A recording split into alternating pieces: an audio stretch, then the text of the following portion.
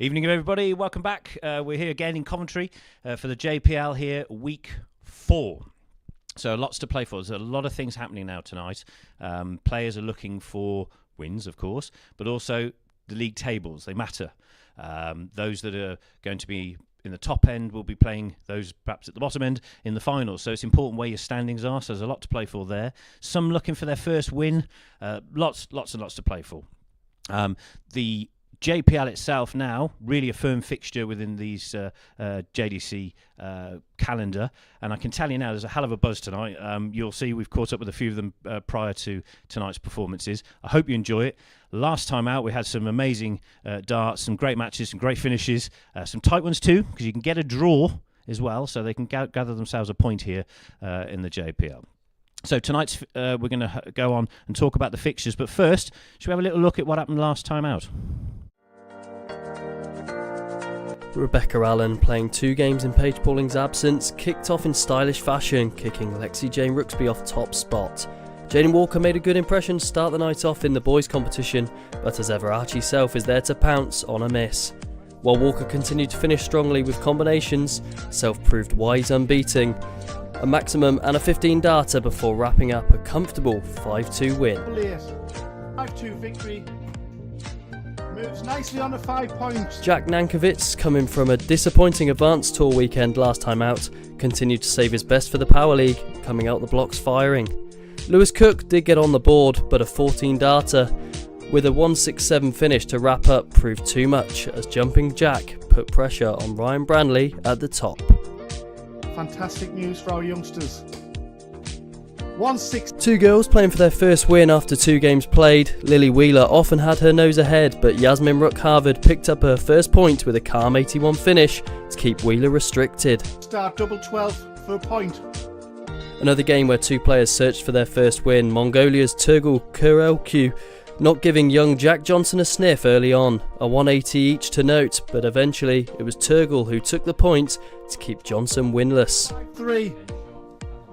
2 players with 1 win, 1 loss. World champion Lex Paeshuyse started ruthlessly with a 14 darter against Ben Townley, who didn't take long to jump on Lex misses himself. And it was misses that did rue the Belgian as Townley moved up the table with a ton finish to boot. Of match number 6. Rebecca Allen, playing for a second time, wasn't at her best after a win in the evening already, and Ruby Gray took her chances to pick up a whitewash win for herself.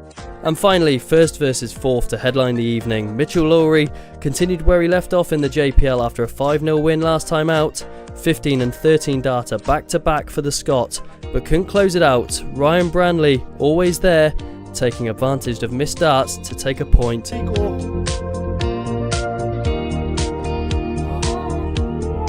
Relaxed as ever. The tables after week 3, Nankervis, Branley and Self all sit tight at the top on 5 points, while Jack Johnson, the only one, sat on nothing after Tergel's win. And in the girls, Rebecca Allen still sits on top despite that loss, but she has played more than Pauling and the rest of the girls as well. Ruck-Havard, the only one on 1 point, Wheeler sat just ahead on 2. Right then, thank you, Blake, for that look back at week 3. Told you it was good, didn't I? Right, okay, so this time out, tonight, the fixtures then. So Jaden Walker's up against Tergel. Now, as you saw last week, Tergel really starting to perform, so that's going to be a cracking start to the boys' fixtures. Mitchell Lawrie against Archie. Archie, don't forget, still our world number 1 player. He's Archie, isn't he? And does what he does. Ben Townley then up next with Ryan Branley, and Ryan really making a name for himself in the sport now. But Ben's feeling confident, and we caught up with the guys before. Jack Johnson, our Super 16 champion, up against Lewis Cook. Now Jack is looking for his first win, but there's still a lot to play for and try and get up that table. And then for the boys at the end, we've got Jack Nankervis against our current world champion, Lex Paeshuyse. So fixtures for the boys there. Standard is great, so every game is going to be a good one, I'm sure. And then for our girls, Ruby Gray up against Paige Pauling. Now, Paige was out of town, as it were, last time out, so she'll be looking to get back into the swing of things here on the JPL. Yasmin and Rebecca are up next. Rebecca had to play twice last time, so she's going to have a one less game to play tonight. And then to round off the girls' fixtures, we've got Lexi and Lily Wheeler. Now then, at the start of the fixtures tonight, we caught up with Ruby, who's going to be playing Paige now. We caught up and had a few words with Ruby before tonight's game. Ruby, week 4. They're flying by. Last time out, though, was a nice evening for you. Had a great result. How are you feeling? What you've been up to while we've been waiting for this week 4? Yeah, I've just been local league, Super League, all that. Some county games, youth and seniors, so that's been good. Both successful. You obviously, all of you play a huge amount of darts almost every day, I think, in the run-up to these events. But tonight, you're up against Paige Pauling, who wasn't here last time out, but then you had a 4-zip win, so you must be brimming with confidence. Yeah, it was a good win. A few missed doubles, but 4 winning ones and got me the 4-0 win, so that was good. Now, as well as that, we've got the girls' series as well this weekend. How are you faring on that, and are you sort of up there with the others? Yeah, I'm 6th in the table, I think, but I won't be there this weekend. I've got a big Suffolk County game, so I'm going to be there for the team instead of myself. Aren't you? Yes. So when you're trying to balance all this out, I mean, how old are you now? 16. 16, right? Okay, so lots going on in your world. Yeah. In fact, we forget about that. There's also you are actually human beings as well as dart players. So preparing for tonight, have you had a bit of a practice yesterday? Have you done it today, or are you doing it tonight? When do you sort of get your arm going? Yeah, hour before, and then just the week, just balance it out a little bit, do a bit more, but not too much. Don't overdo it. Do you have a particular practice partner you like to play with, or is it something you just do on your own, or is match practice the best way to go? Yeah, I've got Gav Taylor, who's just local, my dad's mate. He does a lot for me because he's pretty good, and my dad's not as good. So I was just going to say, do you play your dad, and do you beat him? That's a subject I don't like to talk about, but yep. especially live on a night like this. Okay, hey Ruby, I wish you all the best for tonight, and we'll catch you later. Thank you. Right, the bullup's been done. The girls are ready, so let's get tonight underway. I hope you enjoy it. There's going to be some super darts tonight, and we've got some guys that know what they're talking about this evening. In the comms box, we've got Carl Redden, and joined by Chris Mason. Over to you, boys. Thank you very much, Darren. Yeah, delighted to be here. A new experience for me. And it's going to be interesting, Carl, looking at these young ladies play. And who knows, we may have another Beau Greaves or another Fallon Sherrock on our hands. Yes, and that's what we're here to see, especially 3 matches in the girls. And topping the list is Paige Pauling, who's our first match. And she's up against Ruby Gray, who swatted aside the JDC girls table topper in Rebecca Allen last month, so in the last round of fixtures. So all to play for in this one. Paige coming off a break. It's going to be interesting to see, Chris. Yeah, Paige is unbeaten with 1 win and a draw, of course. And, well, everywhere she plays, she seems to be doing well, whether it be in youth darts or senior darts. She's sitting very high in the table of the women's series, where she's surrounded by girls with way more experience, but holding around. I think she's sat in sixth position. Yeah, amazing for a player of such youth, but look at the experience she has got. Her resume is just, what hasn't she won? Does have a very nice action. Well, they both do. Very fluent, nice and relaxed, nice and loose. Everything staying still as it should do. Her head doesn't move. And when you've got Paige with a combination checkouts with Shamshu, we'll see upcoming. Fantastic with the way she switches around the board, consummate ease, and finds the target, essentially. Yeah, I was on the train going through YouTube today, just trying to pick up a few pointers, and well, that was on my way back from the Premier League, and it's fascinating how quick that they count. Their maths is way more advanced, certainly, than mine was at that age. Double 10. Ooh, just slightly overpitched. Time on a side with Ruby back on 212, but if anyone can apply the pressure, Ruby can. Finds a treble, keeps Paige honest in this leg. And gets it. Opts for the switch, which is the right thing to do when she had a fair bit of time on her side. And that's why you find as well, when following the tour this year, the board management of these youngsters is fantastic.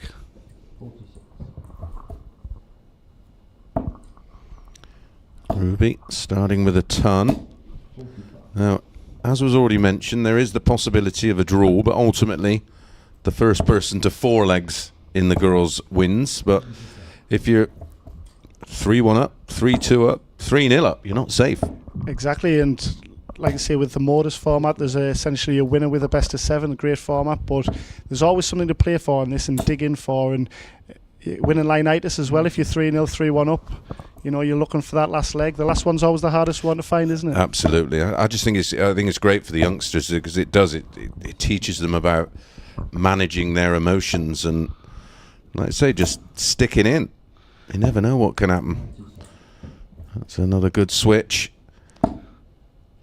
Starting to apply a bit of pressure on the throw here. Our inaugural JPL. What a format. What an experience. Friday night darts here in Coventry. And it's just great for the development. And they're, as they wait to go to the next level of possibly turning professional at some point, experiencing the cameras and being under the lights. And the way they interview as well, the naturals that it's great to listen to and see what they're up to as well when they're away from the board. It's great insight. Tops for 2-0. Top she finds, no messing around. Very in unlucky leg with 2. 52. It's like she's never been away. The break in New York City. Well, wherever she's been, I reckon she took her darts and her dartboard with her. Averaging 81.57. And making her look very easy, Chris. Yeah. I mean, her running averages are well into the 70s in the, like I said, she's 6th spot in the 70s in the women's series, and she's averaging 74 and change in that. And with the JDC, the girls' events, there's 6 events, and they've been shared between with Paige Pauling and Rebecca Allen, and the rest of the players you would feel have to catch up. But with the JPL, it's been much tighter on the Friday evenings, and it's all to play for every player, which is great to see. Strength and depth's amazing. Well, that's the key now, isn't it? There is, whichever element of the game you look at, whether it be youth darts or even on the next tier down or up in regards to development tours, and then the challenge tour and the main tour, there's just quality everywhere you look. Darts is in such a great place. Is she going to go for it? Well, that tells me she hits plenty of 180s and keep that for another leg maybe if she gets a chance. Well, she will get a chance, but she's got a chance from 3-0 down, which is going to be difficult. But Paige Pauling shows certainly in fluent motion. Yeah, best leg of the match so far. 17 dart hold in leg 3. Very respectable average. We talk about progression, Chris, with the likes of the Foundation Tour, and you've got the likes of Mitchell Lawrie, who came up winning that, and he's done so well on the Advanced Tour. Corey Wiltshire, Bristolian. And if small steps, you're not going to always find somebody who's just going to immediately get to the top, and it's all about seeing the progression, and it's there to see on the Advanced Tour. And like I say, the players that are coming out of the Foundation Tour are all winning through Q School. Likes of Jaden Walker, he's getting closer and closer to winning one on the Advanced Tour, who we'll see later on this evening. Yeah, he's a fabulous little player, and just 12 years of age. And he's another one. He's great in front of camera. We've seen him down at the Modus on the influencer event, hitting 180s and big finishes. Seen him, of course, on ITV. 140. Yeah, special talent indeed. And again, so far advanced, going for the 54, which is the right shot.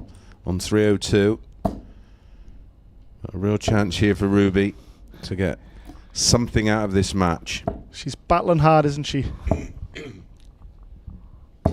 fairness, the finishing in legs 2 and 3 clinical from Paige, and not really giving her an opportunity to get anything out of the game so far. Very confident, as you say, middle of the double, and just never looked like missing, did it?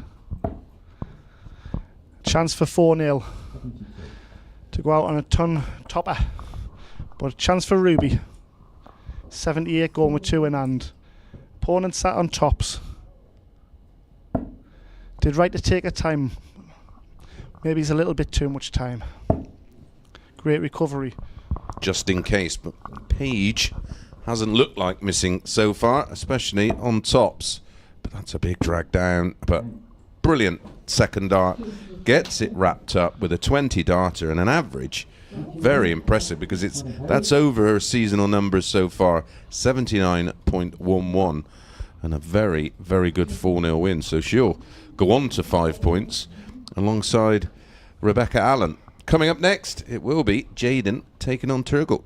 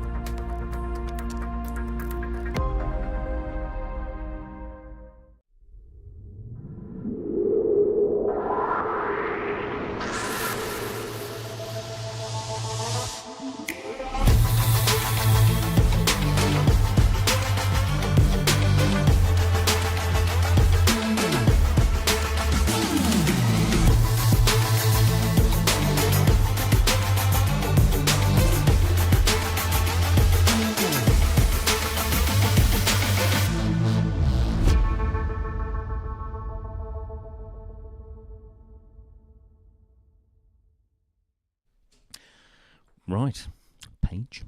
Nice to see you. We missed you last week. Right, come on. Everybody wants to know where you've been. Where'd you go? Tell us. I went to New York for a school trip. New York for a school trip. I'd be lucky to get to Calais for a school trip. And I hear you're into the sort of media stuff then. Yeah. No pressure. Right, come on. Let's talk about darts. Wow, nice start there, wasn't it? Eh? 4-zip. Nearly 80, just under 80 average. Loving the treble 19s. Things are going well for you at the moment then? Yeah. Obviously, I've got a win now, a draw, and then another win today. So I'm keeping good. Like, tallies are good for me. So yeah, hopefully next time, and I've got to play 2 games next time. But hopefully, if I can get the wins in there, I'll come top of the table, and we'll just see what happens. I was explaining to those watching that may not be aware that obviously you have this kind of sort of ranking thing where when you get to the finals day, you'll be sort of, it's like a seeding, isn't it? You sort of top to. Do you guys start thinking about that, where to finish in the table, or are you just taking it one match at a time? To be fair, first or second, really, it doesn't really matter where you come, first or second, as long as you just get there, because them 2 spots takes you. So. To finals day and get the job done. Be our first JPL champion, eh? Talking of which, we've got another girls' series tomorrow and Sunday, so lots to play for. You've been busy darting as well as travelling around the world? Yeah, I've had a busy few months, going around everywhere. Well, beating everybody at darts. Hey, Paige, it's great performance. Lovely start. And we'll look forward to seeing you over the weekend. Thank you for that. Should we get another game on? We better add, haven't we, really? Okay, let's get some boys on, shall we? I can hear the darts clicking, so they must have had their ball up and ready to rumble. And just before this next game, we caught up with Jaden and had a few words. Jaden, welcome back. Week 4.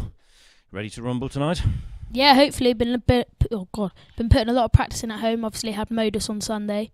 So, yeah. Now you say modus on Sunday. For those that don't know about that, what does that mean for you? What's modus mean for you, and what could be potentially for other kids out there? So basically on Sunday it was the modus influencers event. Oh right, okay. Yeah. Did you influence anybody? No, I didn't play as well as I could, but it was all for a good cause for the Jack Nankervis Foundation. Oh yes. Okay, wonderful. Well, then great reason to turn up and play some darts. So at these events, do you get to mix up with some of these famous people? Yeah, we're all in the players' room at the back. We're all speaking about like darts, and then obviously what they do as their influencers. So you're gathering a lot of info, a lot of great experience, and you're still 12. Yeah, still 12. Got 4 months till I'm 13. Wow. Okay, how are you getting on with the old JPL? And then we've got Advanced Tour. You feeling good at these weekends? Yeah, good. Obviously, beat Mitchell on the first weekend. We had a good game. Then I ran into a good Ryan Branley when I averaged like 91. Then Archie's just Archie, averaged like how he plays. So hopefully I get a better result today. I must admit though, you're all good, aren't you? I mean, this JPL particularly, there's not an easy game really, is there? Oh no, everyone's like incredible for their age. That's the idea. You will tell the world how wonderful you all are. Jaden, I wish you luck for this evening, and we'll catch up later. Thank you. Right, Jaden Walker there. He's 12. Just thought to say he's 12. Right, so we're ready to rumble. Those that in the comms box know a lot more about darts than me, so we better hand over to Carl and Chris. Thank you, Darren. Yeah, looking forward to this one. He did enjoy a day down at Modus on Sunday. He's been down before. It's part and parcel of the influencer event. He did say he rattled in a 180 there. He was famous for the first time round when he was back in the lipstick, as we say this time round. Contrast to styles here, Chris. We've got I've been saying it over the past few tours, weekends. Tergel, who's been granite on the tour, second overall on the list, and he's got a bit of a Mason-esque action. Would you agree with it? Would you agree with us on that one? Yeah, he's a little bit. Well, I suppose he's probably a bit more wristy than me, but yeah, it's nice.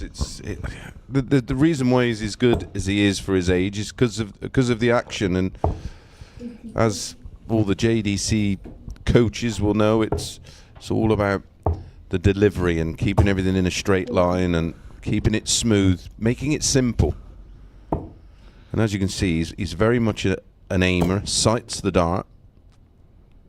I've heard a lot about this young man, Tergel. Yes, and if you haven't heard about him, you soon will do, because over the course of the year, I don't think I've ever seen him average under 84. He's just so consistent. He makes the 90 averages look easy, an average over a ton. And of course, Jaden likes to get on with things, so it'll be a fascinating match, this one. Yeah, I was doing a bit of research over his... Well, didn't have to wait long for a max. Yeah, and his numbers are very, very good. Lost in a final of the Advanced Tour 11, and he only was edged out by Taylor, 6'5". But yeah, some of his averages, 86s, 91s, 93s, 85s, 91, 82, 84, 94, 67, 97, 20. I mean, amazing. Yeah, I do apologise. There was an 82 in there. That was that's like seriously granite stuff from absolute mustard.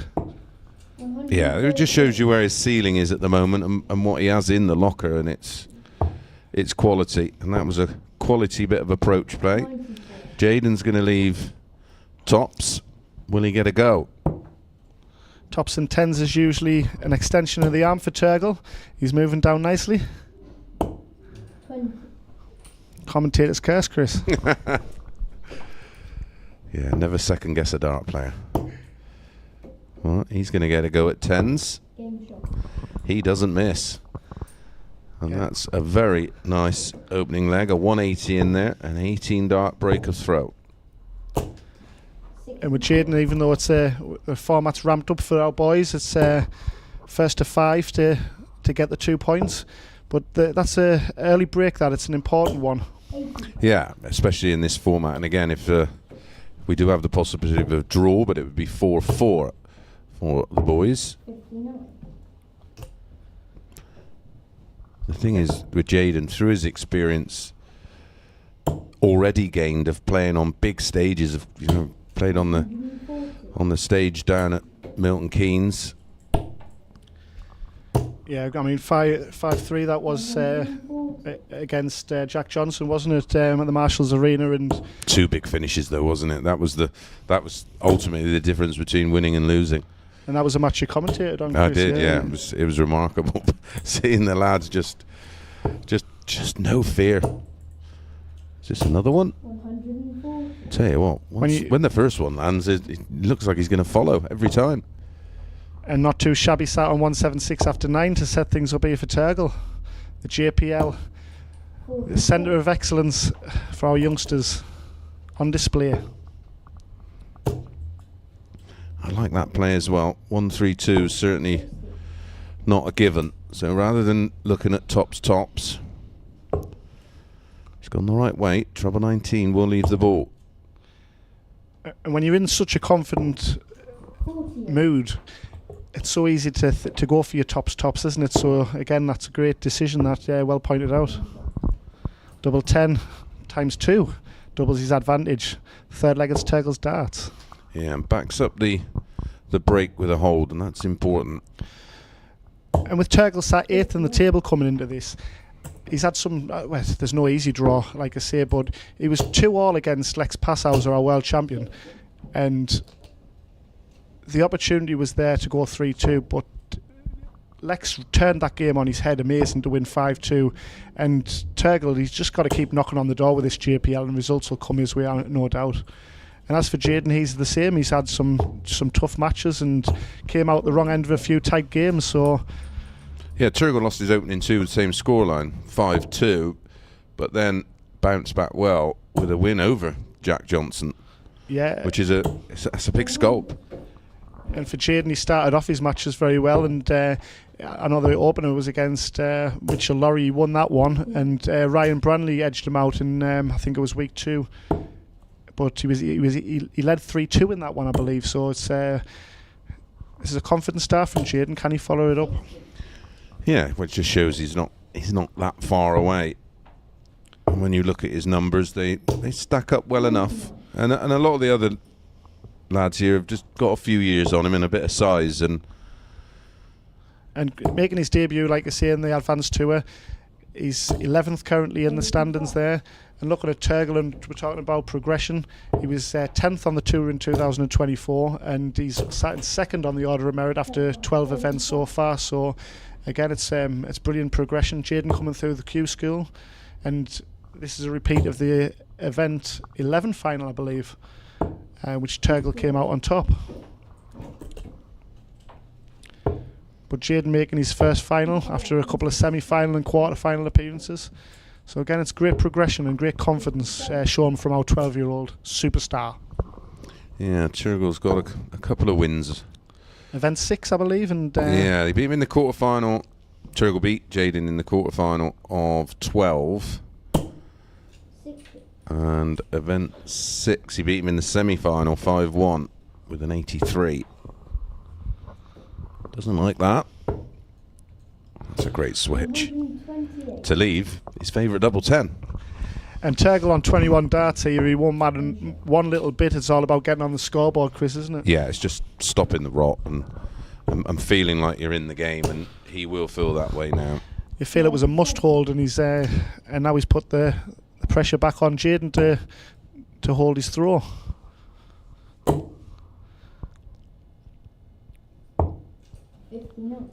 If you're 2-1 up and you've been pegged back a little bit, find your treble in your first visit, and he's set himself up nicely.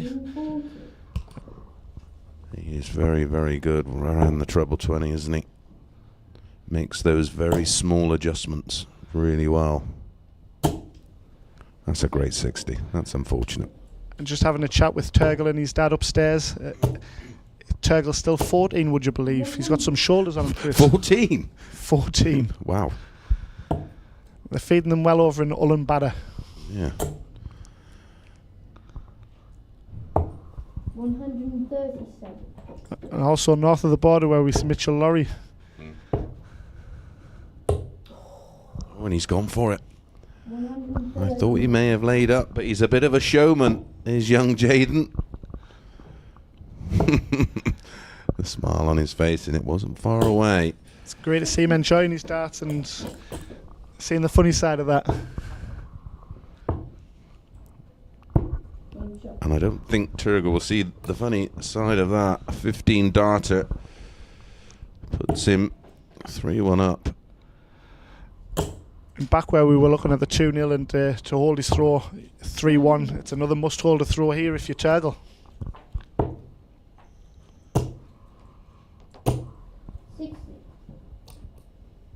Jaden was telling us he's playing 3 nights a week at the minute. In between, he's not doing a lot because he feels that when he is playing his match night darts, he's getting a lot of practice in the build up to that. So yeah, a lot of the pros are like that now because the schedule is so forced that they don't really have time to practice. And I think that sometimes we can see players just drift in and out of form because they don't have the time to work on parts of their game that they feel maybe a little weaker than others. 97. Well, with throw at the moment, Tergel is holding things together, but he's got to try and close that gap. He needs to produce in a leg on the Jaden Walker throw. Yeah, and he's running out of time to do that, Chris, isn't he? Because 2 legs away is Jaden, but once you get to that fourth leg on the scoreboard, the pressure comes off a little bit, and you can free roll, and usually you'll see players produce their best starts when they're able to relax. But Tops is on for a 145. Wow, thickness of the wire away. And that would have been a replication of what made Jaden Walker famous for his going viral. 140. And now there's pressure.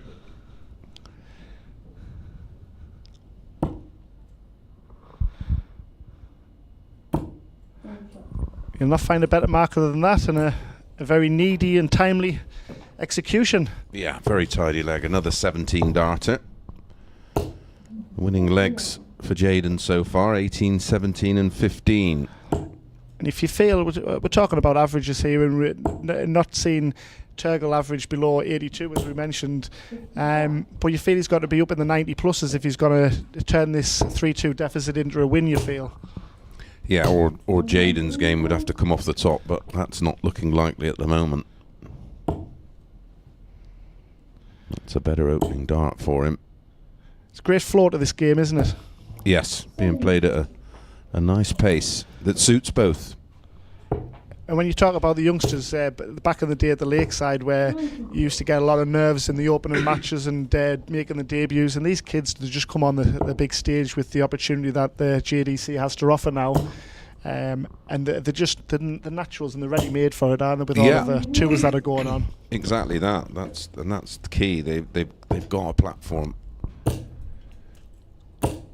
Oh, another amazing darts here.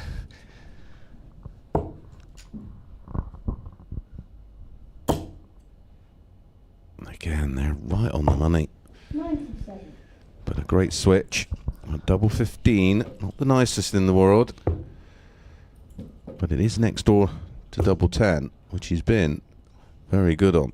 Oh, that's unlucky. 92. Be interesting to see if he will go aggressive or go ball. His eyeline would suggest that. Now his darts just tend to lean over to the right, so he's going to have to go to the high side.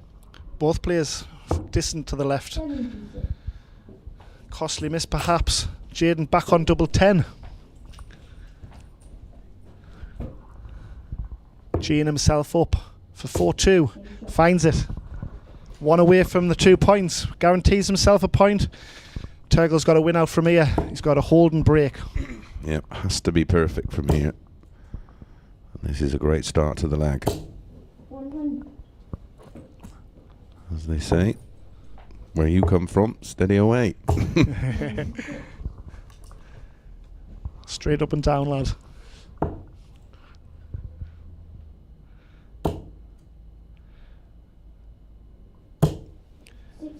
And when there was a threat there with the 180 from Tergel, it was just snuffed straight out with a reply in kind for Jaden. Yep, he's just keeping him under the cosh. And it was a beautiful treble 20, and like I say, the first start with the double 16 was just a real tough one to adjust to, wasn't it? Yeah. But the beauty about these youngsters, they're able to window wipe and move on to the next leg without any scars. Yeah, there's no sulking. It's just right. And that, again, that's the beauty of the system now. If they do lose, they've got a tour this weekend and then vaults, and it's just they don't have enough time to sulk, which is great for them. Straight back on the horse and have another go.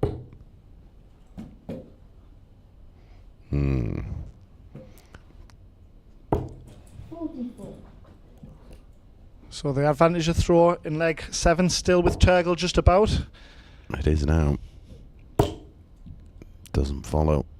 Would love a 125. 85 will do. That'll hold him down to 96. But Jaden, if he can find a big turn.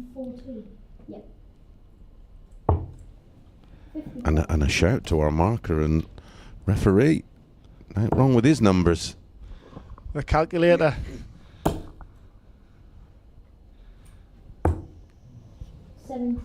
Well, that works.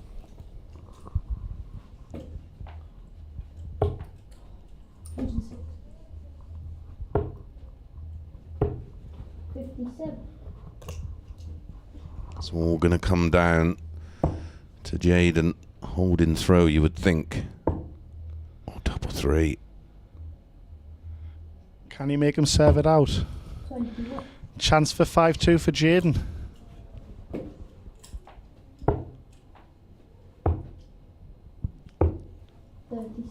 One match start for Jaden.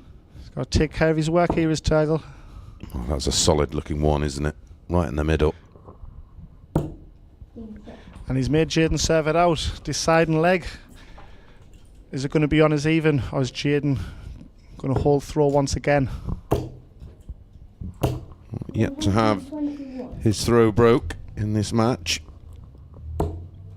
Only one break of throw, and that came in leg 1.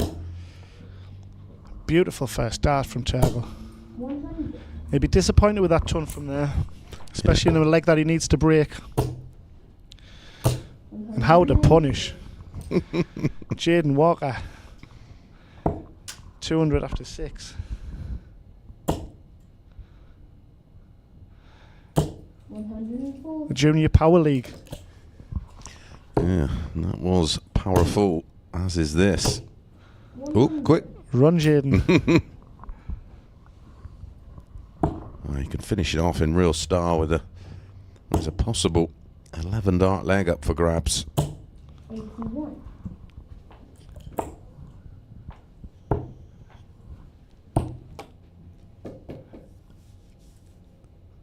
He will be back with Tergel back on 180. 80. Now he understands. The first obvious choice there would have been just a 3 for 32, but he knows he's popping that double 10, so he's left it. Especially with the backup of next door as well for the double 8 if you're feeling a bit twitchy, but none of the sort for Jaden here. I like his train of thought. Oh, that's 4 match darts, but so for the counter attack point. 79 left. If you don't think you're going to get another go and you prefer tops, try treble 13. Old head on young shoulders. Not just got your action, you read your mind, Chris. Wiping his feet, and Tergel's back for an unexpected double 18. We've got a draw now. First draw of the evening. Jaden Walker, fantastic. Tergel, fantastic comeback. Honours even as we move on to our second boys game.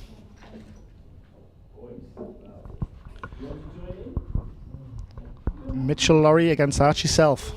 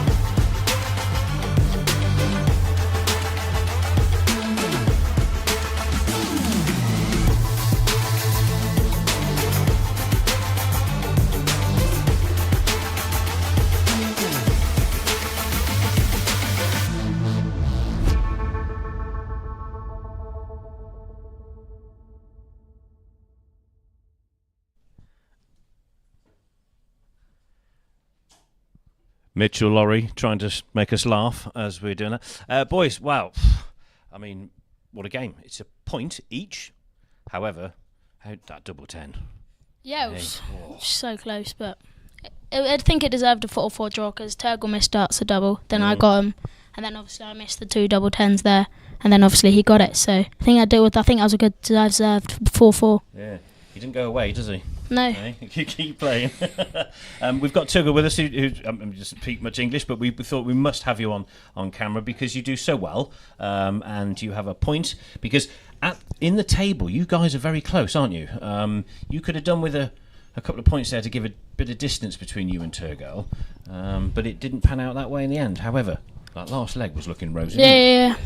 I mean, you were on for 11 dart or something? Yeah, I had tops left for 11 dart. It's interesting because obviously we've got the comms on this, so there's commentary talking about you two playing, and we've got Chris Mason with us tonight, so obviously he's got great knowledge of watching the professionals, and he's saying things about how you are playing and there's no fear in your game, and how you bounce back because there is so much darts. So after this event, you're on to the next one tomorrow. We've got a Vans tour tomorrow, haven't we? Yeah. As well. And is that what it's like? You haven't got time to sulk, I think they use the words, if you do lose a game. No, not really. You just got to move on to the next one. There's no time to angry at yourself because you're like if I lost, I'd have to be up and ready for tomorrow. Yeah. Tergel, happy with the point? 1 point? You really wanted to win, I am sure. But we do, you're travelling a lot to come here, and we do appreciate you playing in the JPL and Advanced Tour tomorrow as well. So I wish you both luck on that one, and thank you for some great entertainment, chaps. Thank you. Thank you. Right, okay, so there you go. Well, no fear in these guys, is there really? Okay, so let's go up for our next match. Now, Mitchell and Archie. This will be some game, but we just had a little chat with Mitchell just before we started. Good evening, Mitchell. I like saying good evening because we don't do that very often. Week 4, little bit look at last week. I mean, we were just talking on camera how that game went with Ryan, and you were still shaking your head because these matches that really matter, do they stick in your brain for quite some time? Yeah, maybe for like a week or two, but then it's just like another match where like I know I should have took my chances and I didn't. You can't give Ryan chances because he'll just take them if you give him chances. And it's not going to make you feel any better, but it's a great watch for us. So tonight, ready to go? Who have you got tonight? I think I've got Archie. Right. I think he's another one that's unbeaten as well.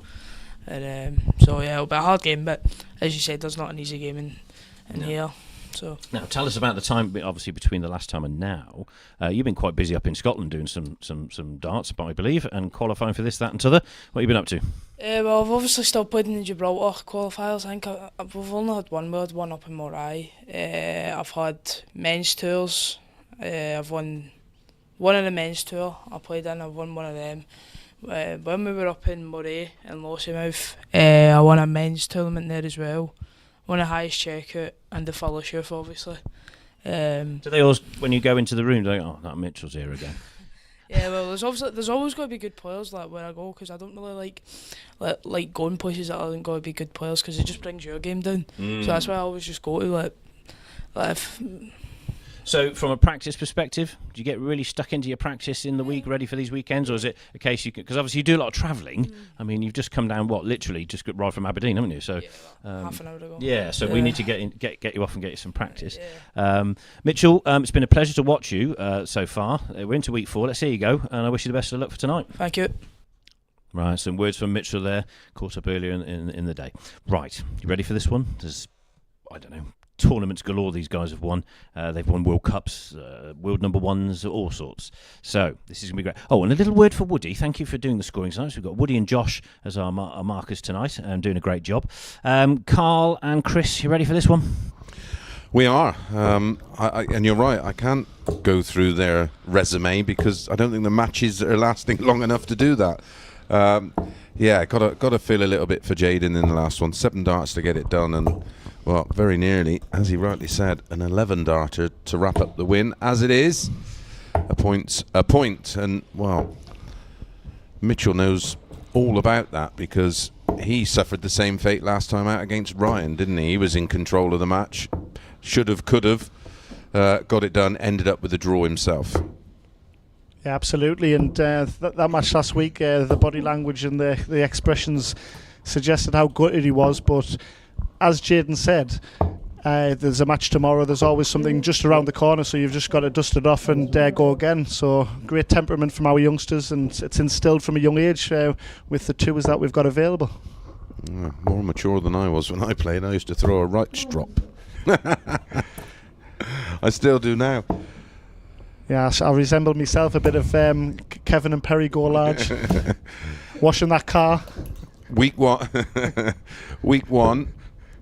Archie had a draw with Jack, 4 apiece. Week 2, Archie was a 5-1 winner over Jack Johnson, and week 3, a 5-2 winner over Jaden. Yeah, and the first week was obviously, we're all brand new to the JPL, and Archie was 4-1 up against Jack Nankervis, and it was a brilliant performance from Archie to get into that position. And as we talk about earned points and lost points, but the way that Jack Nankervis came back was, if anyone gets an opportunity to watch that one back, yes, all of these matches can be watched back on YouTube. Back on YouTube, yeah. What a match that was to open things up. Yeah, week 1 Mitchell was beaten 5-2 by Jaden Walker. Week 2, he was a 5-0 winner over Ben Townley, and as I already mentioned, 4-4 week 3 against Ryan Branley, we'll be seeing a bit later. Fascinating about with that match, he was 5-0 against Ben Townley, who we'll see in our match coming up. But Ben actually had darts in every leg to secure. Yeah, that can happen, and it does happen. But Mitchell in the opening week, I thought he was a bit nervous against Jaden, but how he's progressed on the tour, he's 11th currently on the 7th, on the order of merit, and he's reaching finals. He's certainly a player on the up. I'm hoping to get him in the commentary box this weekend because he's done a bit of that over the last few weeks, and it'd be great to have him alongside us. Yeah. Oh, misses the 57 for a chance at the ball. So Mitchell will be back to hold on 48.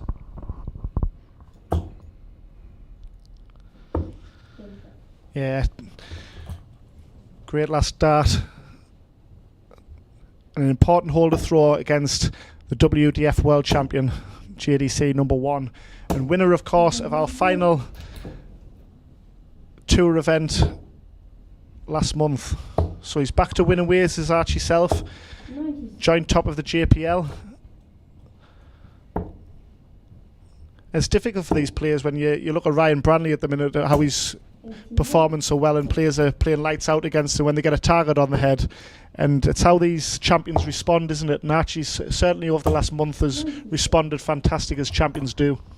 Yeah, and you're right, it does come with its own pressure and your own personal pressure as well. Your own expectations.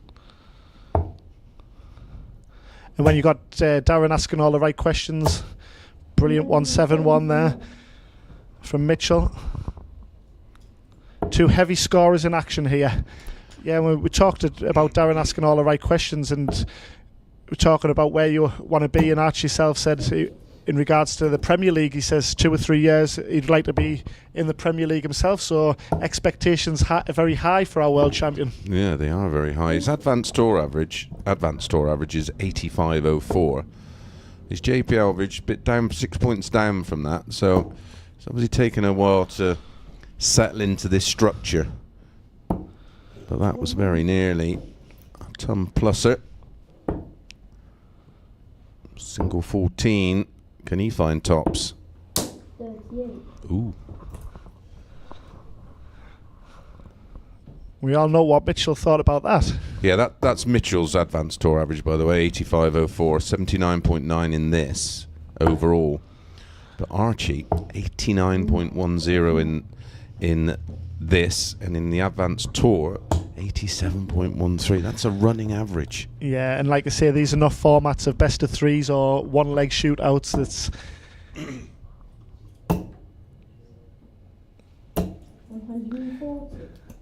top the advanced tour 2024. 3 players sat top of the JPL after 3 rounds. Of course, Archie Self, Ryan Branley and Jack Nankervis. Mitchell Lawrie with an opportunity of going on 5 points as well. If he gets the W here, gets the 2 points. And Mitchell getting a little frustrated. Something he'll have to eliminate from his game, because one thing's for sure, no matter what happens in this game, it will frustrate you. Yeah, we're going to see plenty of hearts on sleeves, shall we say? Yeah. Here.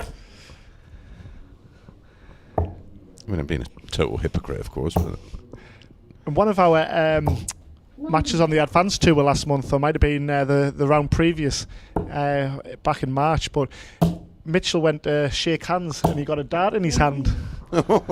So that hindered his performance, shall we say, but he battled on well.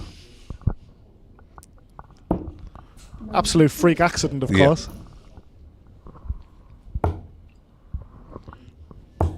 double 16.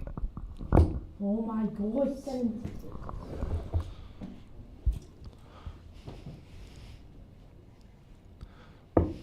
So for back-to-back double 10s, for back-to-back Jaden Walkers. Well, good luck with that. Handy for a lefty, but build a wall. Yep.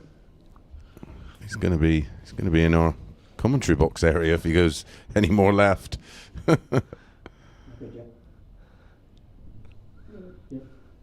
He'd be buying a ticket for the Isle of Man. Ooh, wasn't a million miles away either. Good effort. So for somehow 3 holes a throw. Nails it this time. Nice to get that one done in the first start, Chris. Yeah. Well, no time for any emotional investment to start happening. But there's a max, down to 171, of course, from Mitchell. Can't follow the 180.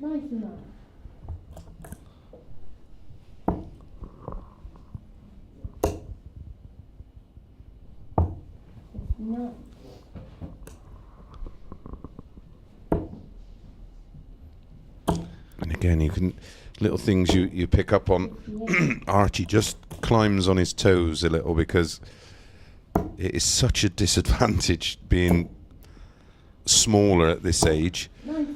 Not necessarily small for his age, I don't know that, but it's such an advantage having that height and reach, because it allows you to throw the dart naturally rather than force it. Push it up kind of thing. Yeah, and that's exactly. We see him just climb. James Wade. I was just about to ask you on that one. It was weird that used to do that, wasn't it? It might be a left-hander thing. That's some. I don't know whether the cameraman was sponsored by James Wade shoes, because he used to have some good footwear on, didn't he, James? Yeah, he loves a pair of shoes, does our James. Back in the day, there was no thing. They were black shoes, and that was it. You weren't allowed anything else. And one of our caller out said the Modus likes his shoes as well, I believe. Yeah, he does. I'm sure you remember Tommy Cox. Do you remember Tommy Cox? Of course, yeah. Tommy Cox, yeah, what a legend from my part of the world. Yeah, he introduced the thing as well that you couldn't wear the same colour shirts because he didn't want people at home not knowing who you were if you had the same shirt on. And he wouldn't have any of it. He was like, no, that's it. And if you were the higher ranked, you could wear whatever shirt you wanted, and the other person had to change or find a different colour. Yeah. Yeah, he was a stickler for rules, was our Tommy. Was that before the John Worsley days? Was it? Yeah, way before. Yeah, and you couldn't get away wearing trainers or. Yeah, he was a huge part of why darts is so successful to this day. Of course, he was one of the originals, wasn't he? Yep.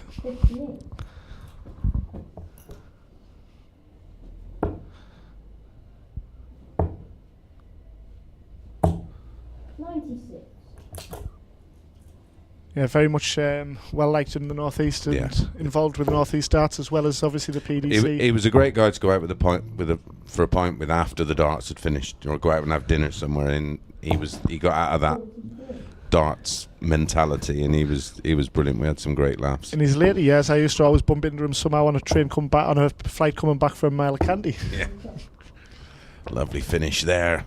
The 140, 60, 48, 32. That's an MO's I've noticed of his. Even on 80, he'll go 48. And he's looked like he was holding on to now being in control. And the mindset of Mitchell Lawrie, like I say, winning the Foundation Tour and taking that step up, as we talk about progression and giant strides or baby steps, Mitchell Lawrie, you can see event by event, his confidence and his self-belief is just growing and growing. He's a real star. Yeah, he's another one where I graphed his numbers, and literally it's that beautiful, steady progression, which is what you like to see. Yeah, he's a winner. And I think he plays a lot of senior darts as well, doesn't he? Or in and around senior players. And obviously, if that standard is higher than what you're used to, that will bring your game on maybe that little bit quicker. Well, I'd serve him for a pint, even if you think 25.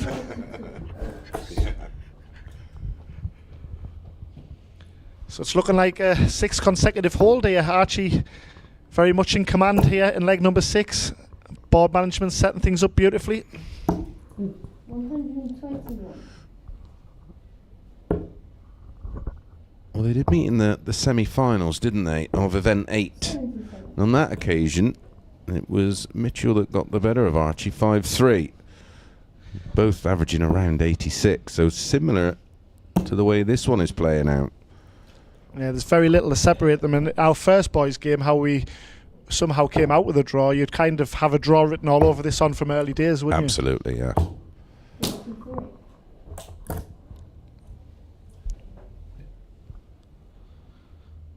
Yeah, it's one of those games here where you'd say it's a shame to be a loser. Yeah.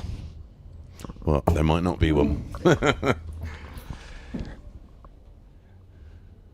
And obviously, if you were having a bet, you can't obviously with this, but who backs the draw? Certainly not the Americans. Let's go to overtime, baby. Yeah, well, they wouldn't be having none of this. They'd be up in arms, wouldn't they? Yeah. They just don't like a draw in anything. Don't get talking to Americans about test match cricket. No.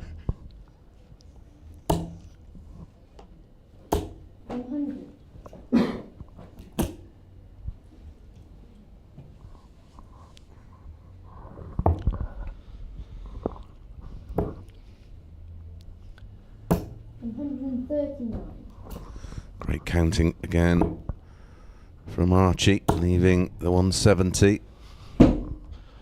And threat of our first break here. What, the hockey or a break of throw? I think I'll go with the latter. Well, I'd be having a card system here, and he would have gotten a yellow for that one. Or a 10-minute sin bin.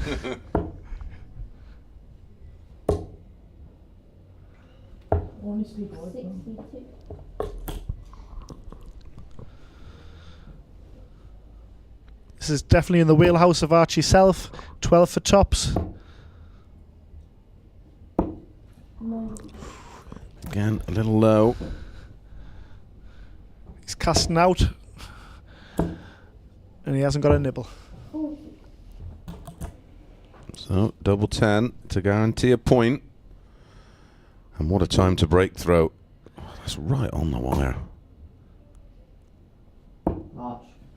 That is desperately unlucky.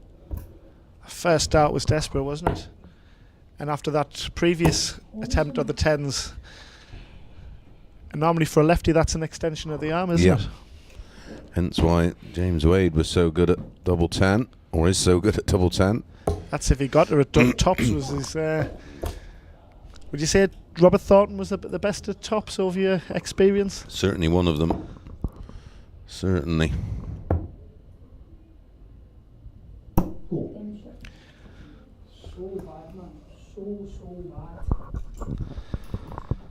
An opportunity to move on to 7 points now for Archie self.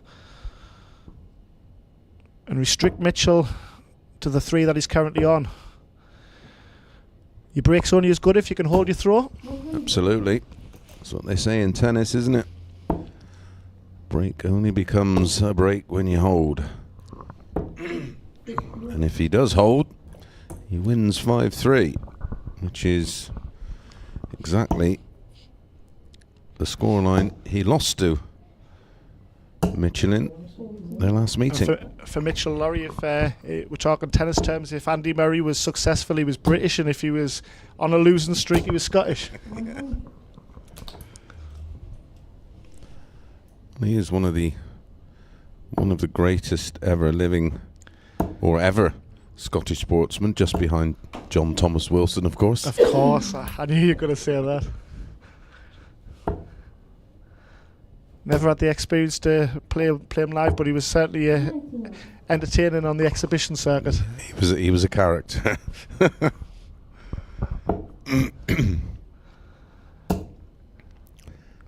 Can he squeeze one just over the top? Very nearly. That was certainly along the line of the Tommy Cox theme as well, wasn't it? Well, he was his manager for many years, yes. wasn't he?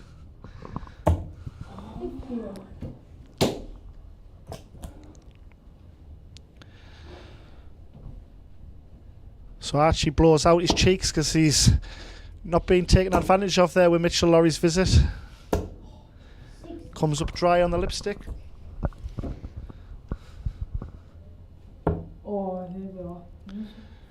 I wonder if his hero is Cammy Menzies.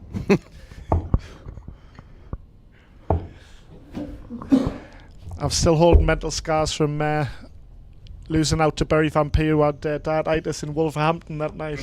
Yeah. Cameron losing 5-2 or something. Using every accumulator that I had riding on that. So, to save it, he needs, well, one treble, at least. There's that. Now he needs the ball. Come on! What Wow. a check out to secure the point. And how he turned that one around from nowhere, Chris.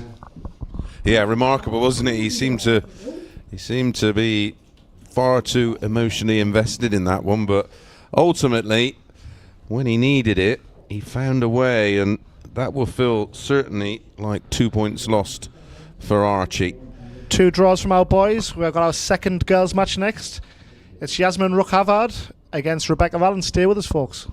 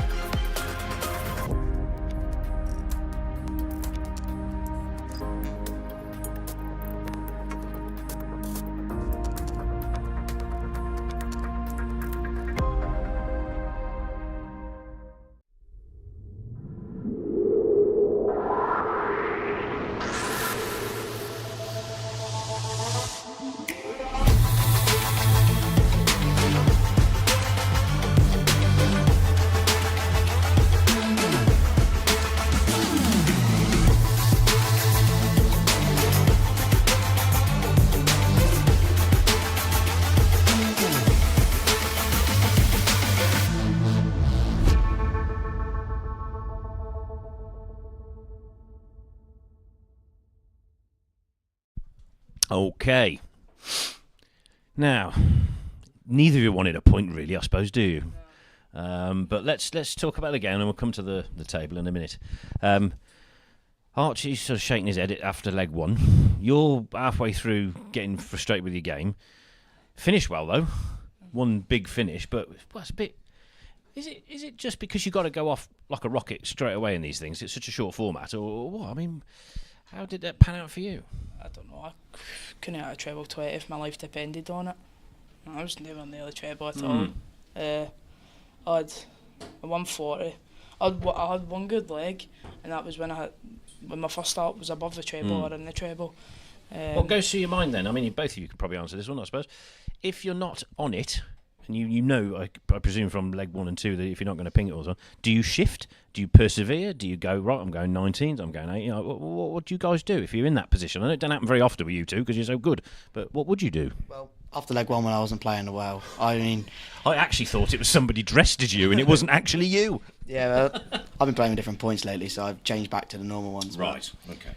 Yeah, but as I said, like I was one on the down, didn't play any way now I can, but I then just channeled my concentration against Mitchell because I know how good he is.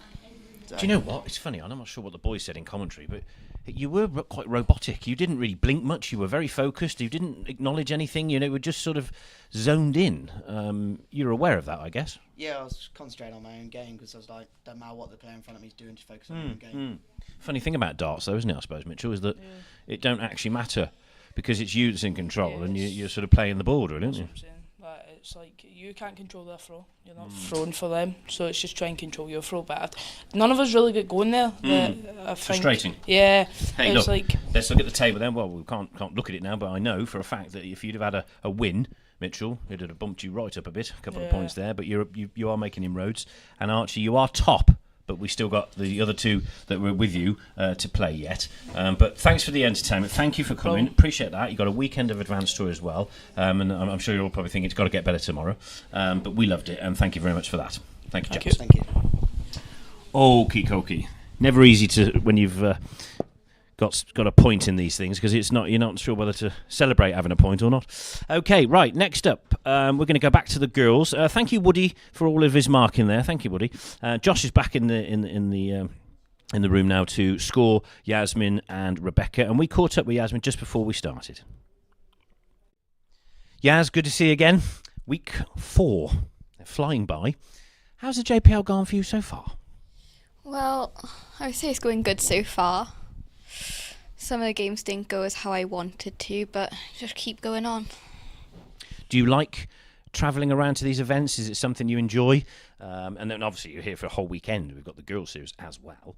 But is it something that excites you when you get in the car and you think, right, up for a weekend's worth of darts? Yeah, I love going to different places, and playing darts against different people. It's just really nice. Well, talking of which, who have you got tonight? Rebecca Allen. Right, okay. So we've just been chatting, a couple of interviews we've had already. There's not an easy game, really, is there, in these events anymore? And again, putting this out live for people to see how wonderful you all are shows the standard and the quality. Now then, so Rebecca, and then obviously we're going to start building towards the end. There's only another week to go before the sort of finals, and you've got to get yourself into that sort of top 4 to make finals. Are you aware of that? Is it in your mind, or do you just sort of say, do you know what, turn up, play, if I win I win, if I don't I don't? Yeah, if I win I win, I don't, like you just said. I'm just happy to be here. And in between weeks, what does Yaz do in the week with darts? Yeah, don't tell me, every night? No, not every night, right. But I've worked hard, for the past weeks, and recently I won the JDC vaults. Yeah. Right. How are those going? Going good. This is local to you, obviously. Yeah. That saves us travelling. Well, that's good to hear. So a bit of momentum then coming into this week. Yeah. Right. Well, you're always ultra positive and you're always happy to play darts. You love the sport, don't you? Yeah. So I wish you all the best for this evening, and we'll maybe catch up later. Yeah. There we go then. It's never easy doing an interview, I suppose, but it's good training for how good they're going to be. Right, we're going to have to hand over very quickly to Chris and Carl because they've just started. So, guys, they're off. Thank you very much, Darren. They're not hanging about, are they? Well, at the moment, it's Yasmin just with her nose in front. But now, she is 120 points to the good, and look at that, a max from Rebecca. Never looked like missing, did it? No. We got back to the live pictures just in time.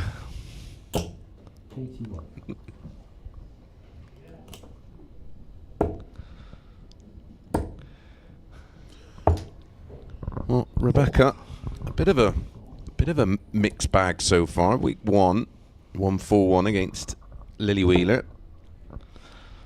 3-3 against Paige Pauling, which, on reflection of seeing how well Paige played tonight, that's got to be respected.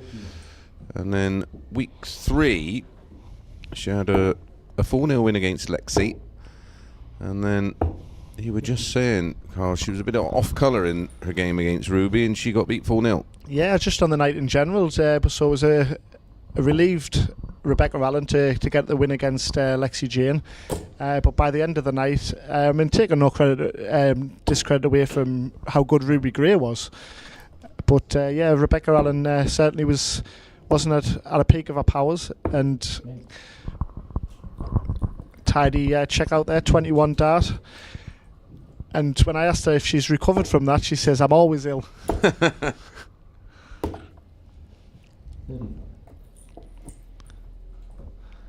Yeah, Yasmin, week 1 went down 4-1 to Paige.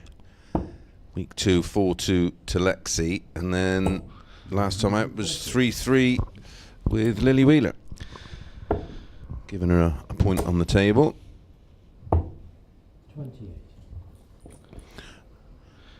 Yeah, no, what I was saying about Yaz, when her combinations are going, she's very confident and crisp on her finishing. 3rd on the tour, on the girls' tour overall. Yeah, she has a very nice up and down throw. And then just we talk about the strength and depth of the JPL out of the 6 girls, and currently sat bottom at the minute, but she'll keep her head on and she'll battle on, and I'm sure with that attitude and mentality she'll get her results and our wins will come. Nice ton there from Yaz. So Rebecca needs to find some scores, and she does. A great 140. And when we talk about the draw that Rebecca Allen had with Paige, and we saw how good Paige was tonight, and that was an opportunity for it to get two wins last time round. So she'll be a bit disappointed that she only got the one, but she sits currently top of the table, as she does in the girls' tour. 6 points ahead, I believe, of Paige, who's in second place. And when we talk about the 6 events that have been played, she won both the girls' tour events last month in Paige's absence.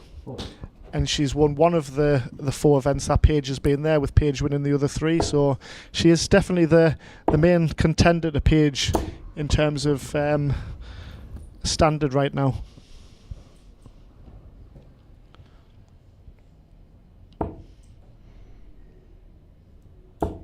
She really does have a wonderful action. That's something that's been developed, where Rebecca's is a much more natural looking throw. Yeah, it's fascinating how you've pointed that out there, Chris. Yeah, so that's been really worked on.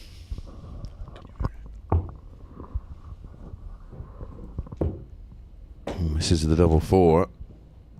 Now, will Rebecca go straight at the double 19? She will, and gets it 2-0. Looked in a bit of trouble in terms of holding her throw in leg 2. Gets it done. And as for Yaz, like I say, in terms of her progression, she's third in the table on the girls' tour. Just again, rock solid with her performances. Always gets out the group, quarter-finalist, semi-finalist. So it's just about her progression and getting the head-to-head differential, maybe just getting that one win. Yeah. That's and again, it's just progression, and little 1% here and there make up a big chunk.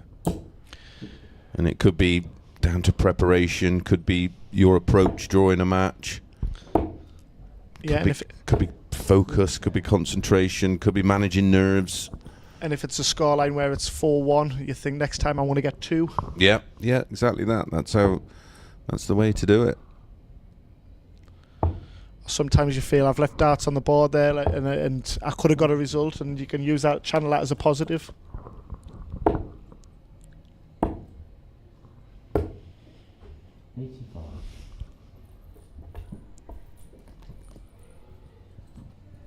Plenty of colour coding going on with Rebecca. The flights match the shirt. Big fan of that. Proud Welsh international. Yeah. Well, steeped in history of our sport, isn't it? Welsh darts. When I watched the pairs on the Modus for the country, it was great to see Richie Burnett still enjoying his darts. Yeah. Well, they paired up with Kurt Parry, who's a bit of an Adrian Lewis on the eye, isn't he? He's a fabulous player, isn't he? Yeah, the next big one for the PDC, of course, will be once the Premier League's finished. Will be the World Cup, and Johnny Clayton and Gezi 12th Price. of June, yes, 12th of June, just around the corner. Representing Wales. And I think they're probably the main dangers to the obvious, aren't they? Yeah. I think I said in commentary last night, I wonder who going to lose to the 2 Lukes in the final. Yeah, name the finalists. Staggering performance from both of them last night. One of the matches that will go down in the archives as a Premier League classic. Absolutely. Because there was talk about the format, saying we're not getting the results that we with the 3 matches potentially in one night. It was better standard when it was one game, but that's just blew that out the water, hasn't it? So Yasmin, She's going to have to, well, she's not going to take it out, but needs to leave it close and hope that Rebecca misses her doubles, which isn't something that we've really seen in this match so far. 3 in hand, wants tops. You feel this must go for you, Yaz, because Rebecca has the darts in the next leg to wrap things up. So an important 98 visit here coming. Would you stay there, Chris, with that mark? Absolutely. It's different, obviously, when you stood behind the hockey, but I felt that that was a good guide. Yeah, I agree. Well, that's 98. Unfortunately, it's got to end with a double. It was a good guide after all. Yeah, there you go. Case in point.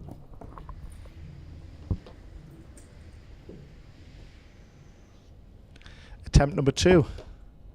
Still possible. Treble 19 for double 18.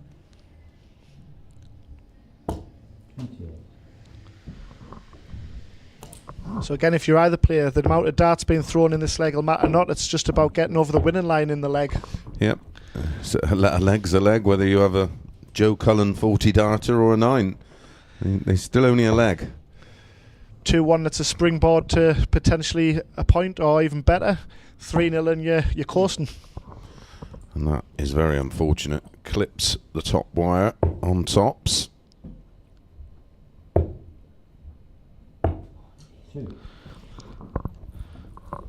Double trouble. She's had a good guide to this in the last visit, so...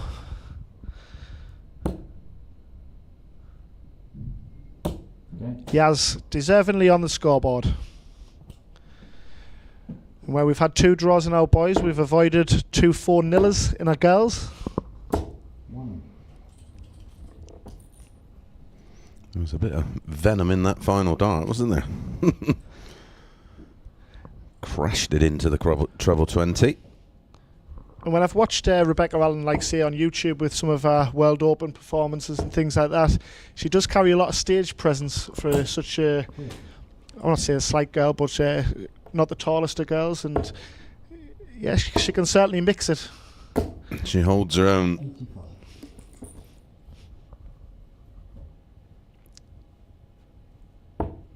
Good start to this leg, 10 and 85. Giving her some breathing space.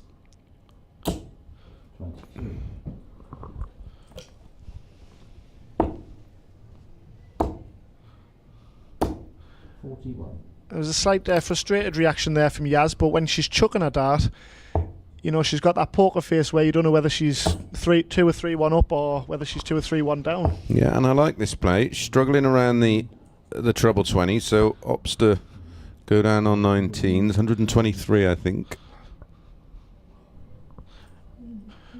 Where's Woody when you need him? Next Kirk Bevins. Woody, of course, brother to Lily, who we'll see in our final girls game. Sticking with the 19s. And that's good advice. If you're not finding it around the treble 20, try the 19s. Mados Razma does it. He does it very well, doesn't he, Mados? Yeah. Better than anybody else, I do. And one thing I like about the point that you've just made there about the switch, she hasn't done it she hasn't left it too late. She's done it mid-match, and she's given herself plenty of time to find that, hasn't she? Yeah, sometimes you just got to take your medicine. If something's not working, try something else.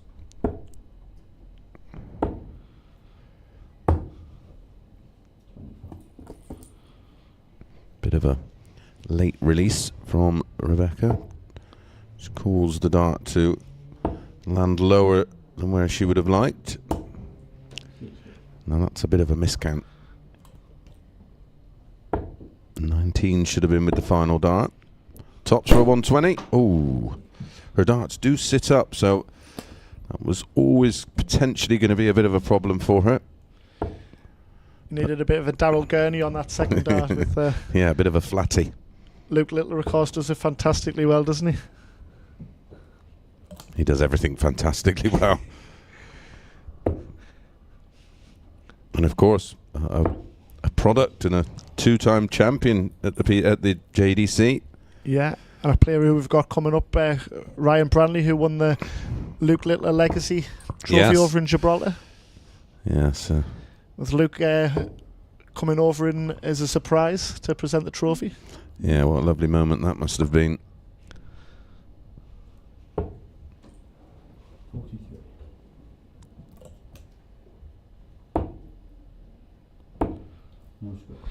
Starting to get a bit messy for Rebecca here, and Yaz has just gritted her teeth and she could find herself back level here somehow.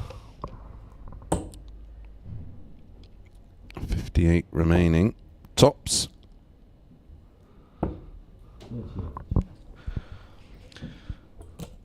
There was no mistake that. No mistake there on double 5 for a 3-1 lead, and as you rightly said, puts her, guarantees her a point and puts her one leg away from getting maximum points. And if you Yaz, it's all about just trying to push it to the last leg to see if Rebecca can hold it. Yep, exactly that. The old cliche, one leg at a time or one game at a time. Rebecca will feel it's a free pop at this one, being against the throw.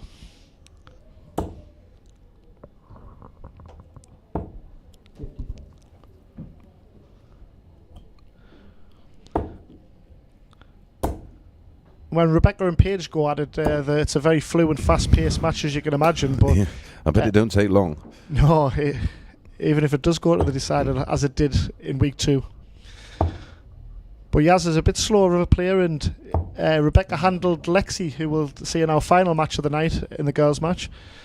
She handled her well with the pace of things. Did you find matches in particular with the pace?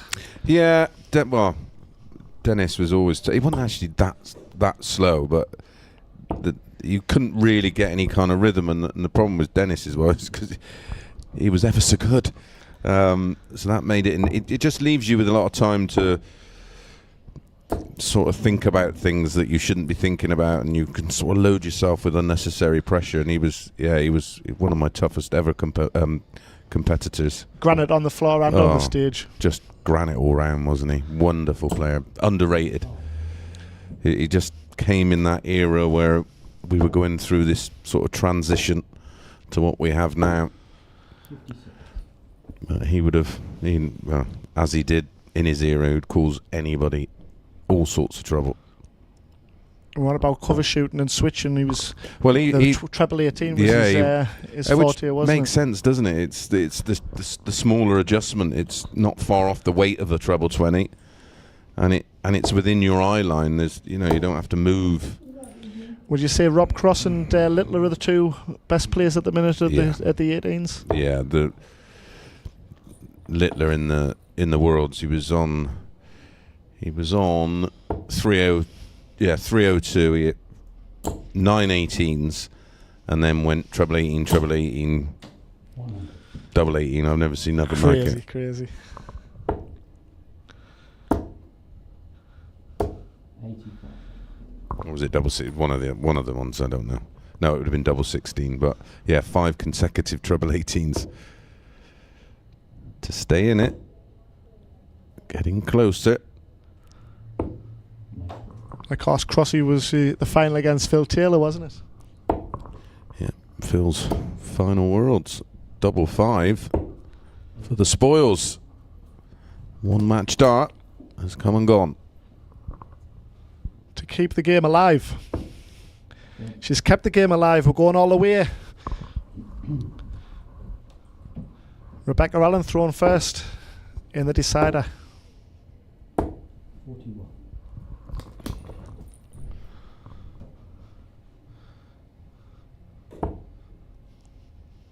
Now Yasmin is beginning to fancy the job here. It's a beautiful last dart, Chris. Yep, and had to make an adjustment there for the open bed. Oh, there's a bit of shoulder in that one from Rebecca. We're talking about contrast of pace and styles. We always guaranteed an extra hour in the sun when it was the draw came out in Las Vegas for Dennis Smith against Dennis Priestley. Barry Hearn will be having kittens. Yeah, he wouldn't enjoy that too much. Is this one just getting away now from Rebecca? 3-1-6 for Yasmin. So she's got a bit of a lead and now is creating a bit of distance. Shake of the head. It's very unlucky. Very nearly another 140. To get a second point on the board in the JPL, Yasmin Ruck-Havard. And this will be a valuable point against such a tough opponent. She's got a slender advantage. Well, it'll be a draw, but feel like a win. Absolutely, especially from 3-1 down. Rebecca can certainly get this done in 6 darts, the quality of her. Right on cue. Her second max. Perfect timing. And didn't she need it? Now it'll be treble 15. And tops will be the target. Forced the error there a little bit with that 180.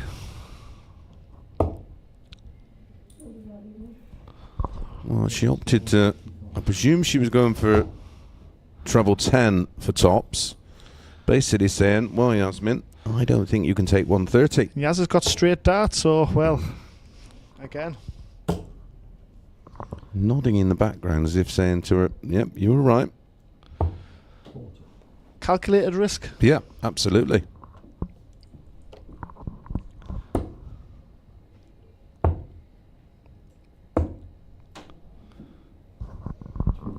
Well, that's now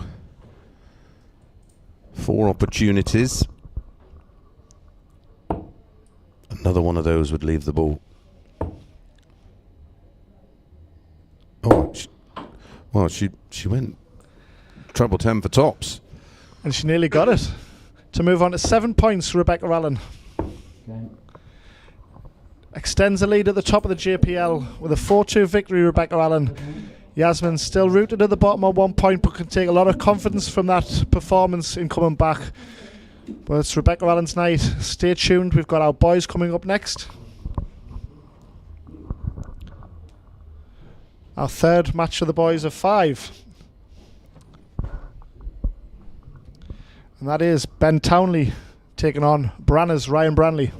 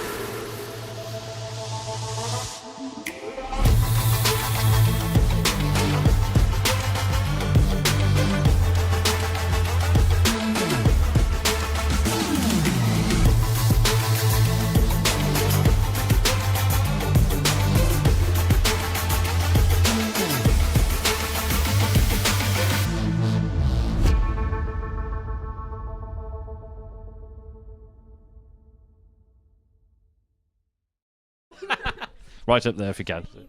Put your mic up. Right, okay. Having a little laugh there before we started.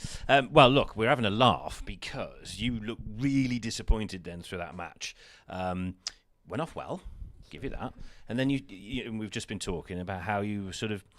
It's it's drama, isn't it? I mean, you're up and down, shaking heads, then you're doing well, then you can't finish, and it's like, God, how did it feel to play that?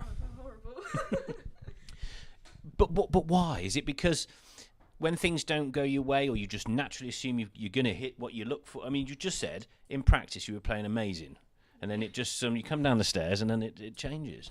I started off so good, and then they just started going worse, and I was like, why? I was like, just too good.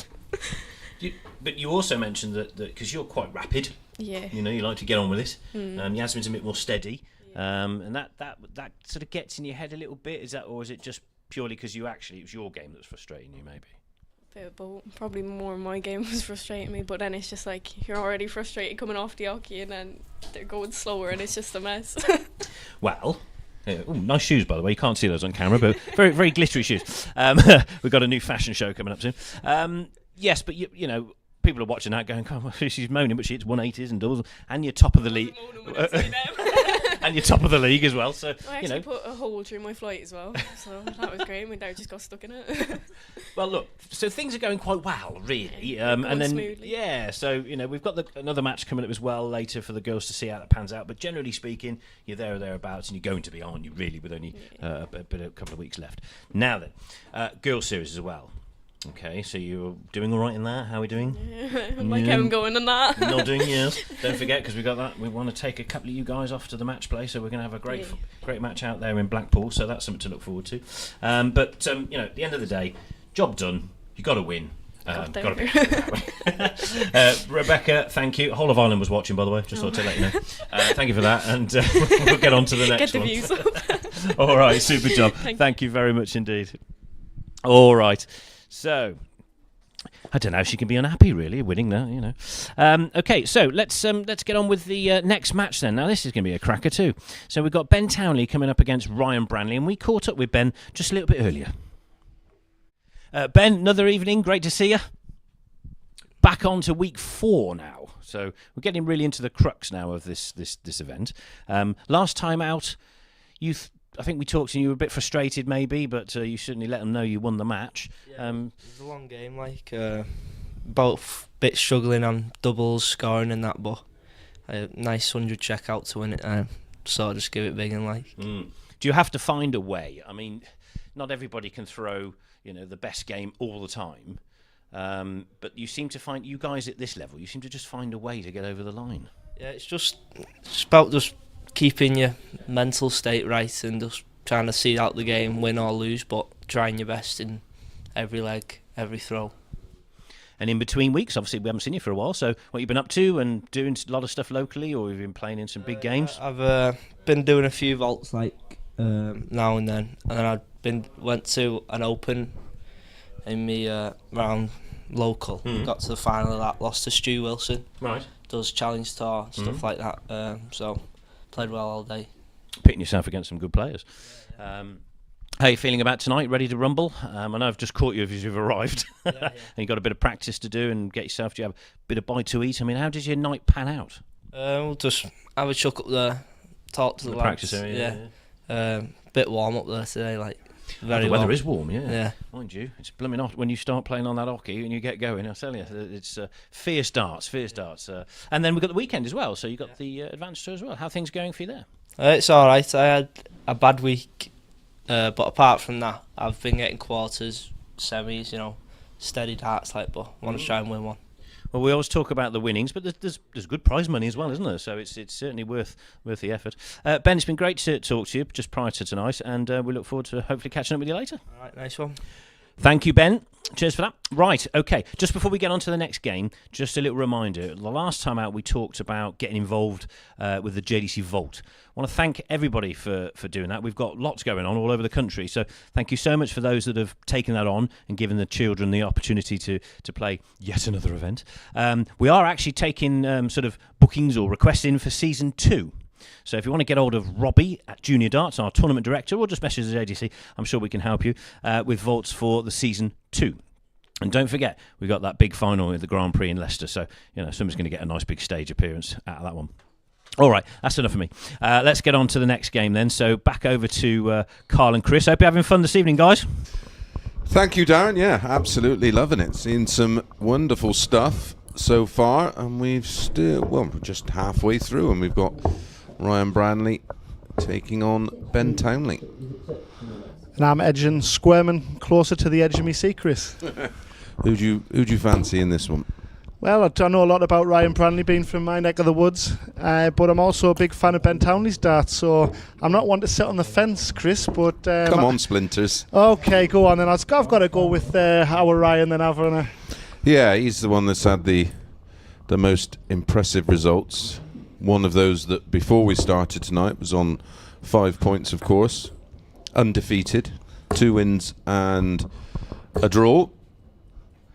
Yes, and Archie's moved up to 6 points, so he tops the table at the minute, but Ryan will have an opportunity to overhaul that advantage and go top, with Jack Nankervis, of course, still to come in our last match.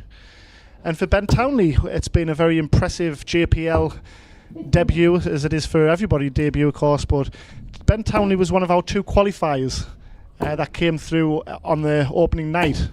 And then they had to wait for the last match of the evening to play, where he played Lewis Cook, and he won 5-0 in that match. So 4th in the table as a qualifier. Got to be happy with that after 3 rounds. Yep, 3 official JDC meetings between the two, and Ryan has won them all.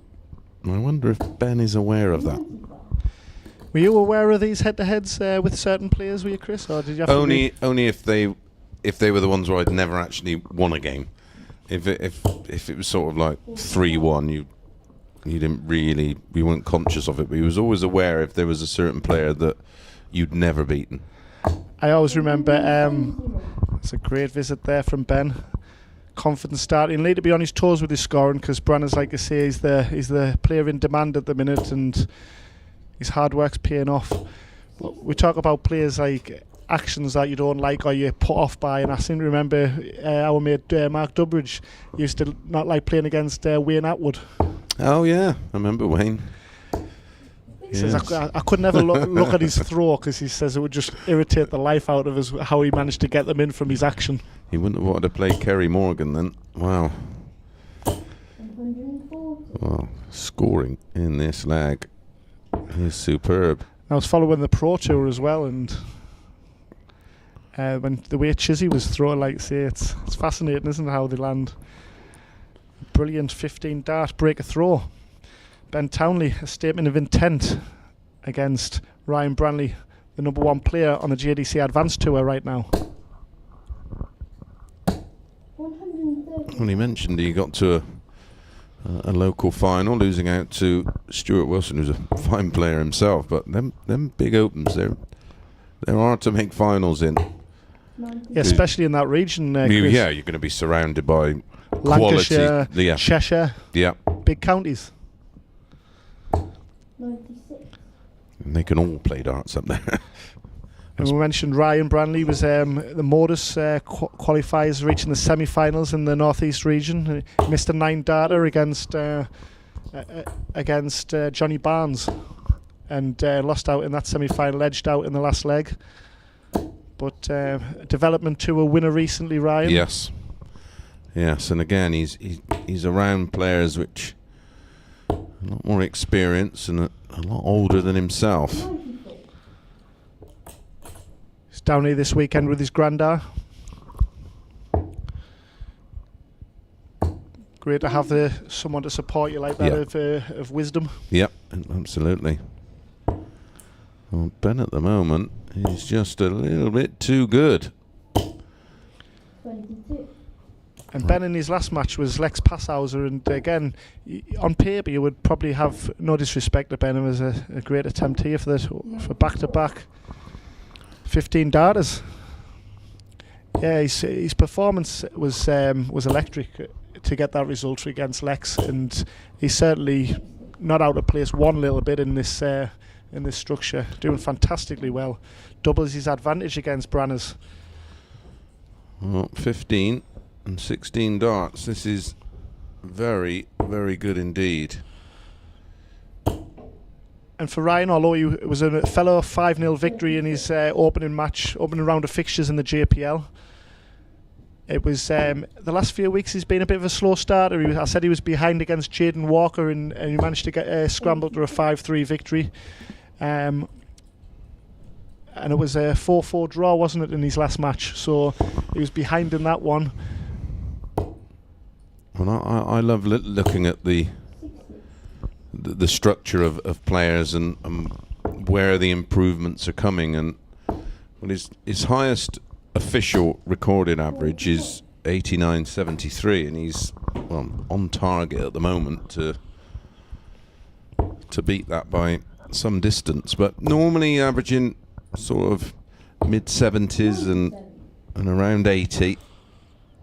And what I find fascinating, whether it be at this level or at senior level, when you get the players who want to be at the top, and there are these clutch moment doubles and checkouts that were one dart in hand, and they know they've got to take them, and when they're able to execute that, because they know they've got to with the talent that's looming large behind them, it's great to see the crispness of how they're able to execute it. Yeah, and it's how quick their ceiling can change as well in a matter of months. When you're this age, you're sponge-like, of course, and you learn very quickly. And Ryan's personal best average in official competition, 110.68. It's just your usual Monday night darts, isn't it? Yeah, that's. Oh wow, 158 out for another 15 dart breaker throw. 15, 16, 15, Chris. Yeah, and he's missed one dart at a double in the entire match. This is special. So Ben won 5-0. I mentioned, although he was lost 5-0 in against Mitchell Lawrie in week 2, I think it was, he had darts in every leg. And on the advanced tour, he was going through a stage when he was on the stream boards. He was having so many opportunities, and his scoring was actually getting him out of it, giving him them opportunities. He was still able to get over the winning line in some of them matches. But he's blew them cobwebs off with his double troubles, and he's finding his groove lovely over the last few weeks.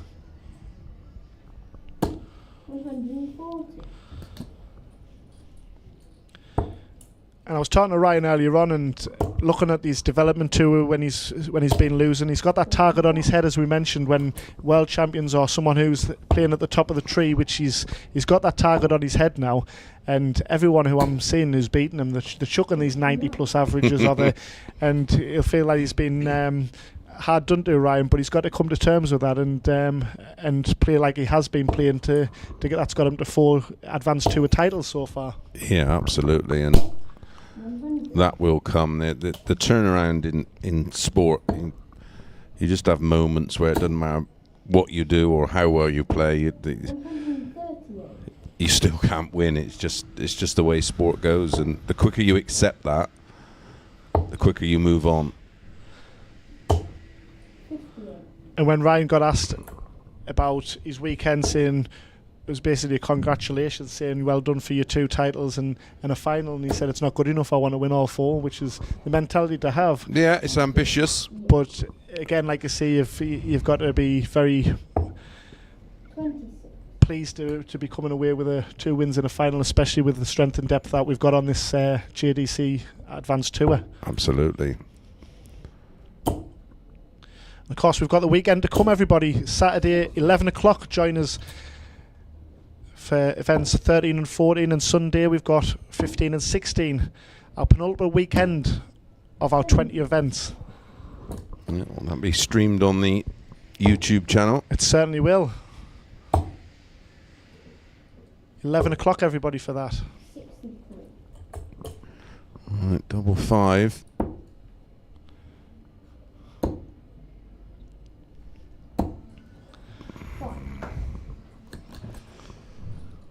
And if ever you needed a baby fish to go, this is the time when you're 3-0 down and under the cosh.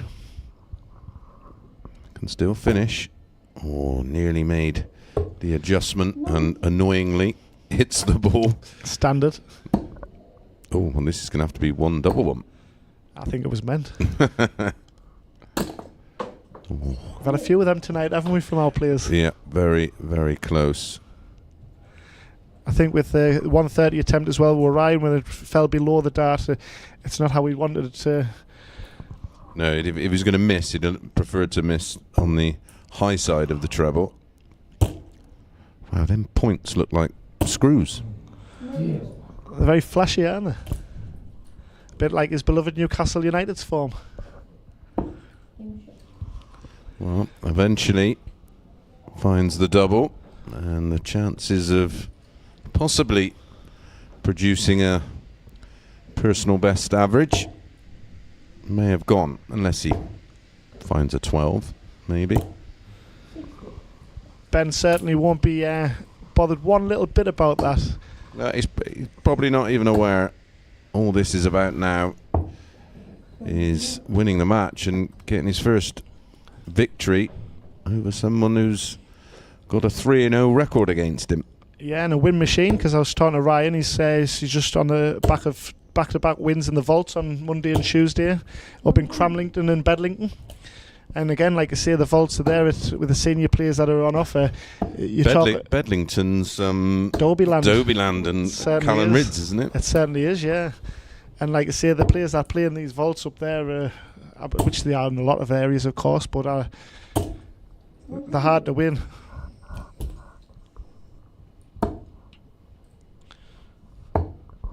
Very often you can say you're the second best player in your street. Yeah. Yes, there's another player. See if you can guess who the other player is. Ryan? No. Okay. So someone from Mexborough who lives in the same street as Dennis Priestley. Shall I give you the initials? I'll give it away. Go on. DJ. Darren Johnson. Is he up there, is he? Same street, yeah. Wow, I didn't know that.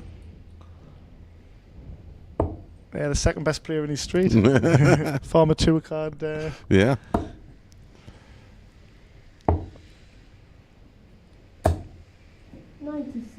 So, to get a chalk on the board, double 16 for a hold. Beautifully done. Yeah, it's a hold or throw. It was a must. Win or go home for the night scenario from the here on in. Which has made it all more difficult for that 2 treble visit there by Ben. Fantastic opening throw. And when I've watched Ryan Branley's success on the advanced tour, the way he dominated the legs with the 2 treble visits or 3 treble visits from the off, he's been relentless so far this year. Yeah, well, a player with a personal best average of 110.68, what that does indicate is someone has some serious power scoring like that. Won't be long before Ben has a big average. Absolutely. It's just around the corner, isn't it? Yeah.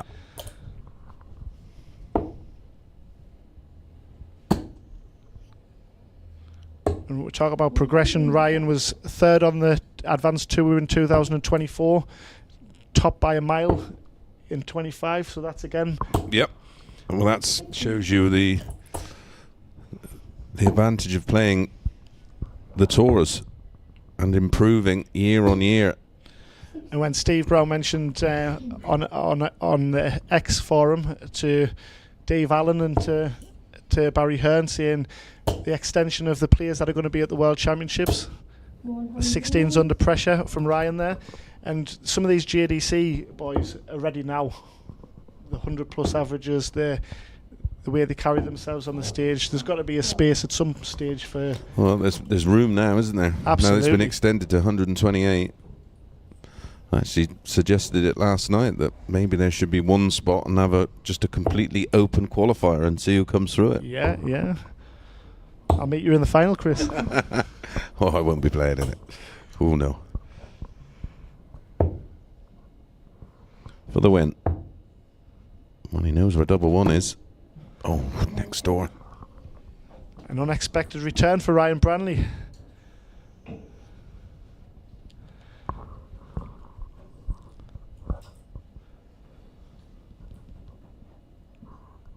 Good composure.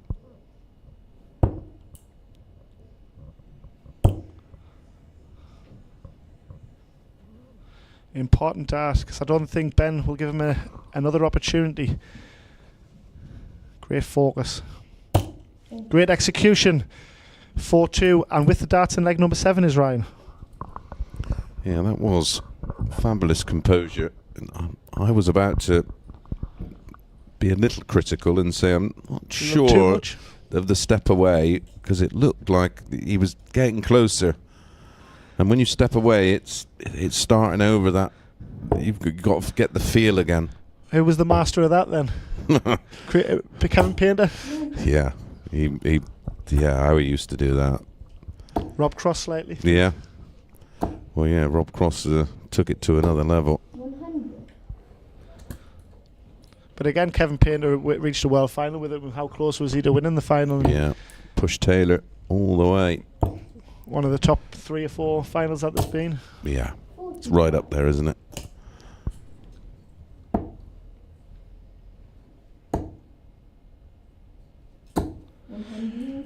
Superb from Ben Townley again. Yeah, and he's brushed off the disappointment of giving up the opportunity of getting this done 5-1, and his reaction has been brilliant. Ton and 140. And he's stolen the darts. Just needs to build on it. And as we mentioned, it's a bit of a free roll with it being Ryan darts here and Ben knowing he's got the darts next. But if you can get the job done here, why not? Yep, don't get nothing for overtime here. A little shake of the head from Ryan. Oh, that's a lovely first start for him. Never looked like missing, did it? Nope. I stayed quiet to avoid the commentator's curse, but I was confident if I had to get excited. With just the position of dart 1 is perfect. With the way his darts enter the board. Single 14. Well, that's a treble, double 11. Yes, and that's a champion that Ryan Branley is. It's a hole to throw, but what an impressive check out it was. Yeah, 304 in 6 darts.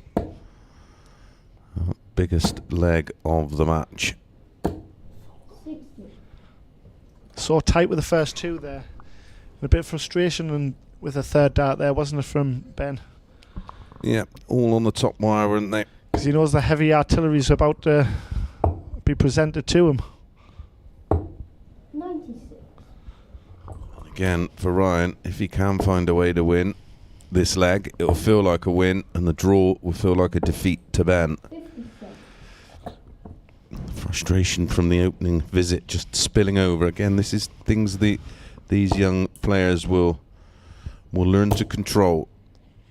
JPL week 4. We've had so many twists and turns with momentum throughout our matches, and Everton once again in game number 3 for our boys here. Back comes Townley. 140. Huge visit for Ben. And he was in this similar position in the last leg where he had the advantage of 100, and it was quickly nullified with that 304, wasn't it, Chris? Yeah. Yeah, the max change. Well, it was a leg changer and potentially a game changer. Oh, that's brilliant. Outstanding. 140 backed up with a 134 down to 110, and there's going to be no 180 here. 96. So he has got 6 at 110.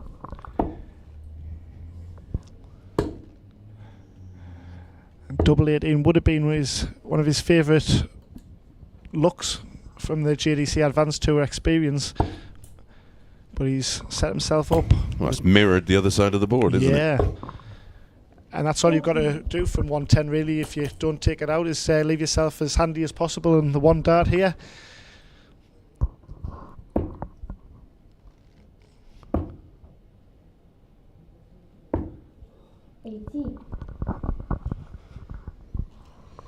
Oh, multiple match darts, and he's left it tricky.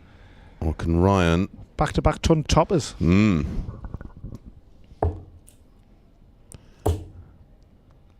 he's so prolific on the treble 20. Amazed he didn't start there, especially after hitting that double 11 in the last leg.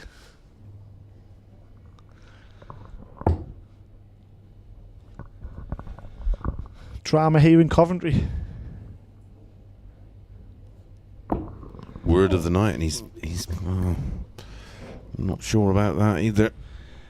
Still work to do for Ryan, though. 84. It's no gimme. Does he find his first dart, Chris? Well, he does a lot. So I certainly wouldn't be shocked. And there it is. A double 12 of his own to nick a point. What a comeback it would have been. The Whitlock blow. 2 sixes. 78. An opportunity gone for now to move alongside Archie Self on 6 points. That's the danger of leaving the double one. There's no room to manoeuvre.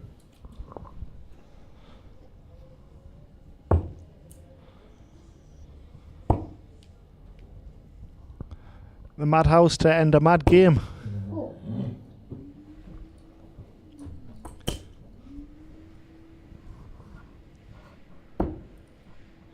Beautiful marker, Chris.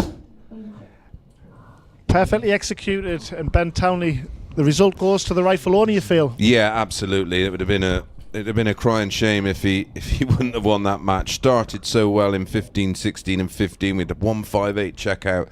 But when Ryan was given a bit of a sniff, he produced the 304 in 6. Up next, Jack Johnson against Lewis Cook.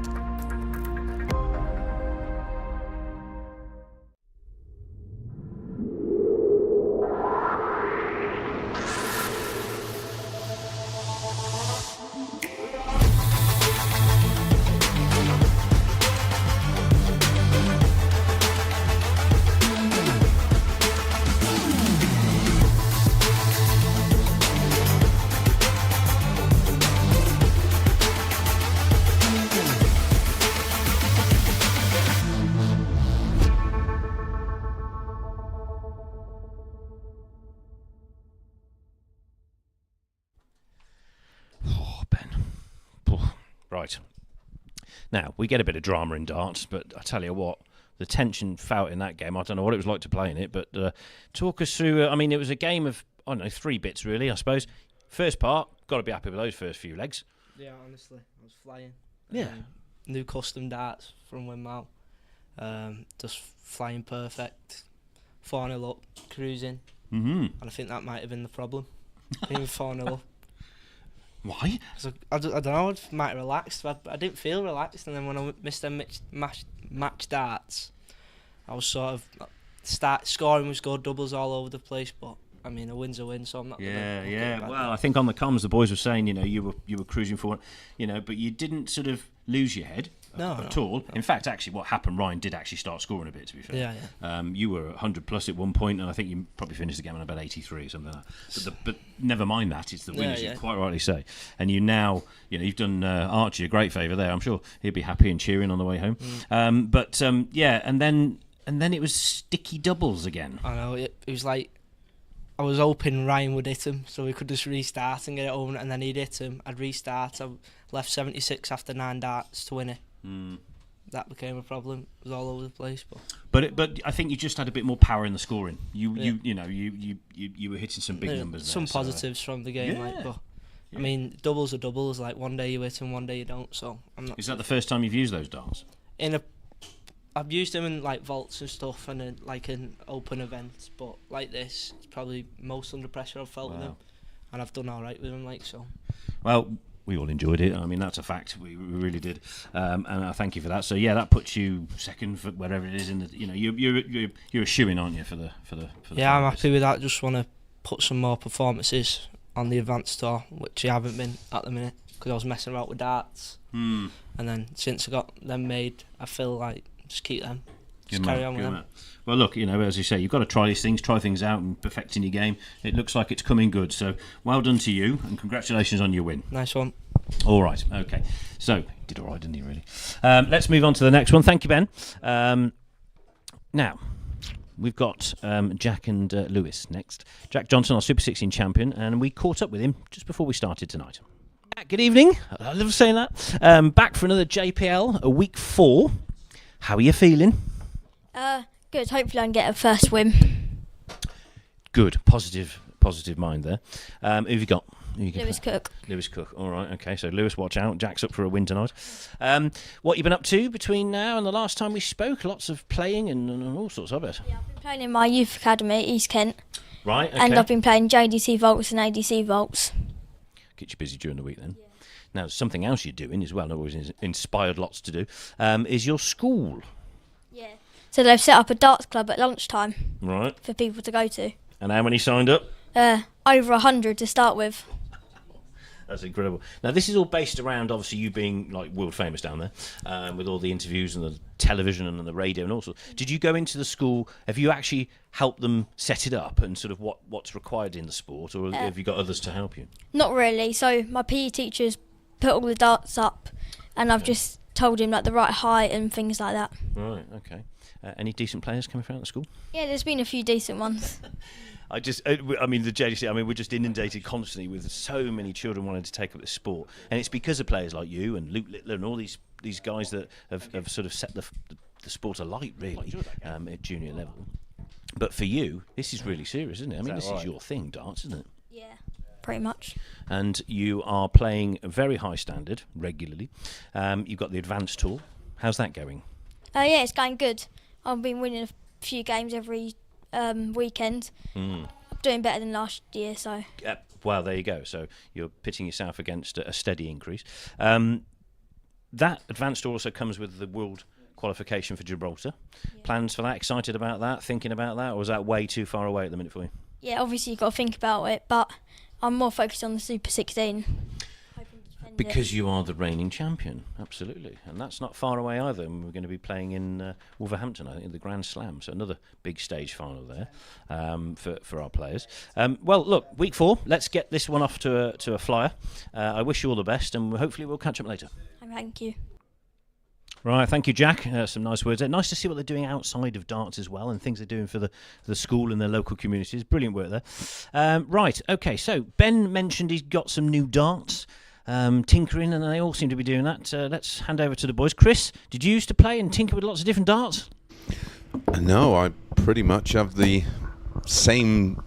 Well, I played with the same dart and the same stem and flight for over 20 years. I wouldn't even dream of changing them. And if you'd have said that to players in my era, all right, we're going to try this, try that. You might pick up your pals' darts in the pub and go, well, they feel all right, but you wouldn't change, would you? Well, I think I'm on about my 4th set this year, Chris, because I'd lose my head if it wasn't screwed on. Yeah, it's all new, but I suppose, listen, in my day I didn't have anybody that would make me a custom set of darts, so things have moved on. And these two are beautifully evenly matched. Their averages are very similar. From what I can find, I can't find that these two have met before. Well, I mean on the dartboard. Yeah, and I think when you talk about tinkering and etc. You've got Steve Brown's project, haven't you, with the darts asylum? Yeah, well, that's brilliant, isn't it? That's an opportunity, isn't yeah, it? well, to you feel the can dart try and before try. you buy, and that was the thing. We couldn't really. Well, certainly when I first started playing as a kid, I was pretty lucky. My uncle Eddie Norman had an art shop, so my dad would take me down there on a Saturday, and I could just, because there was just boxes of different types of barrels, but ultimately I played with an Eric Bristow dart, and the ones I'm using now, they're not my originals because they just basically one of them exploded after hitting a hard part of a floor, and I just tried to find as close as I could to those. Yeah, it's I've been the Gary Anderson ones for me, the Phase 1. Yeah, nice. I like a bit of smooth, but not Terry Jenkins smooth. Oh no. But there's such an array now, isn't there? And yeah, the idea of going around with a mobile shop is genius nowadays. Yeah, it is. It's bringing it to you rather than having to think I've got to go 30, 40, 50 miles to, especially with all the travelling our youngsters do, and to, like I say, to get to these JDC vaults or to play on the tours. There's a lot of commitment just in that alone, isn't there? Yep. Especially for ones so young, but it is Lewis Cook who takes the first leg in 21 darts, nice and clean on the double top, and it's a hold of throw. When we look at the way the JPL table is as we speak, it's the bottom two that face off here. And when I seen Lewis Cook lose to Ben Townley, of course, was impressive. We've just seen against Ryan Branley, the 5-0 scoreline didn't reflect that. And I knew we'd see a bounce back abilities from Lewis, and he did that with beating Lex Paeshuyse in week 2, which was for me was the big performance win of week 2. Yeah, huge win. There's another and Jack one. has been flashy in defeat. Yeah. Well, again, he's tiny and it's so hard. They're playing on regulation heights and distances. And it is tough. It's amazing to watch, isn't it? Because you see sometimes the youngsters that are hitting 140s and 180s, and they're having to get onto a chair to retrieve the darts. We've got our youngster Kai Tiffin up in our region who has been because he won a senior competition, and it's amazing when you see how small he is and how accurate he is. Brings me back to my youth, Chris. Yeah, well, when I used to go to county darts with my dad, and I used to have to take, he made me up this sort of block that I could put in front of the board so I could stand on it to get me darts out. Ooh, misses the 8s and the 4s to level things up. This is for an early break. Bullseye required. Good effort. Couldn't find the Mitchell Lawrie.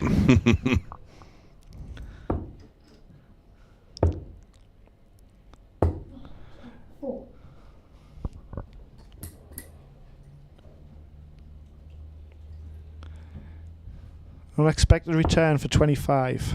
Yep. A bit of a steal, this one, but that's awkward. I love Lewis Cook's body language. Confident approach to the board every time. Chest puffed out. Shoulders back. Fancies it, doesn't he? Military-esque.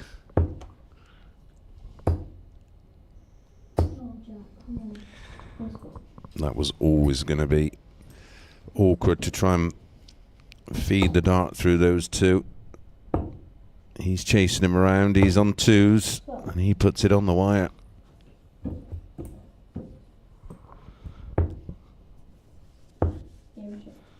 Yeah, lovely second shot there, because that looked like a bit of an awkward one as well, but he adjusted beautifully for it. Yeah, he was able just to dink it over the top. But again, when you're taller, and the angle of the way the darts will be going in, because of course they're travelling a long way up, and it's just a credit to them that they've developed a skill of getting the darts to go in at the perfect angle. And to have it weighted the way they do. Yeah.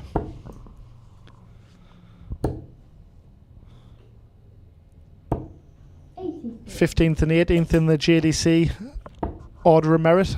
after 12 events. So both doing respectably well compared to considering the players that are above them. Both have the potential to make a deep run to a semi-final or a final, but consistent wins early doors has kept them in a very respectable position in the table.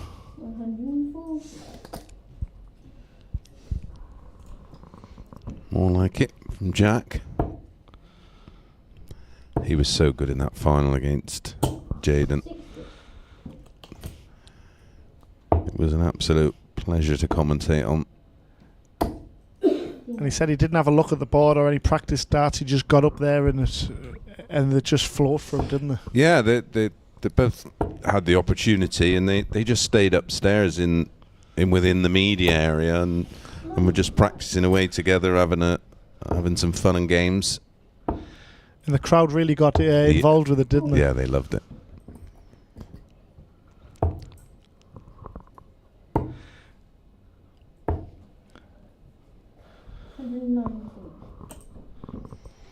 Leaves double six.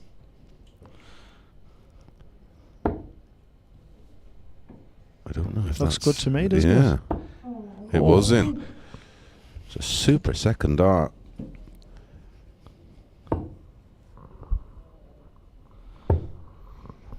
And this is another one where it's got to take care of his work here. Well, it's not too bad a double for the little fellas. Richard Ashdown loves double three.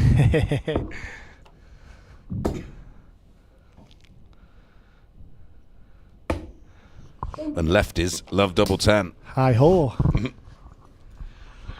Yes, and from what appeared to be going 3-0 down, is now 2-1 up and thrown first in leg 4. Yeah, could have been so different.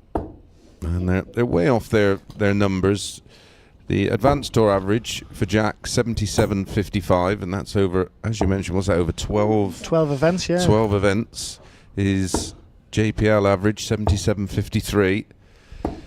Lewis Cook 75.98, so very close on the advanced tour, and 82.62 in the junior power league. I think Lewis's average against Lex Paeshuyse was about 86 to win that match. So he really stepped up against a world champion, which again you've got to do, haven't you? Yep.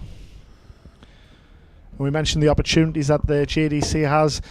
Final of the World Championships at the Ali Pali with Lex Paeshuyse's impressive win over Dan Stevenson, and then we've got the opportunity, of course, for the vaults that are coming up, and that's going to be at the Morningside Arena in Leicester. Yeah, when the Grand Prix. Grand Prix, formerly of the Emerald Isle course, but now based in Leicester. And then, of course, we've got the Super 16, which has just been mentioned there in Wolverhampton for the Grand Slam. What an opportunity for the youngsters to play on some of the biggest stages in world darts. The girls are going to be at the Winter Gardens. Yeah, match play. Which is great because it coincides with the women's series as well. Absolutely, yes. And I think that's a great idea, having that as the. Well, it's inspiring, isn't it? And the appetizer, of course, before the final of the men's on the evening. Yep.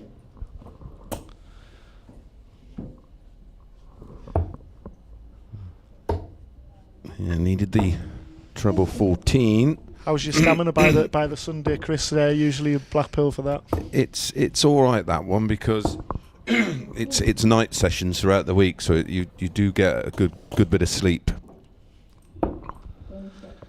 Yeah, he's taking his chances, is Jack Johnson. Yep. Jackie Boy leads 3-1. Yeah, Lewis will feel a little hard done by here. The scoreline could be roles reversed.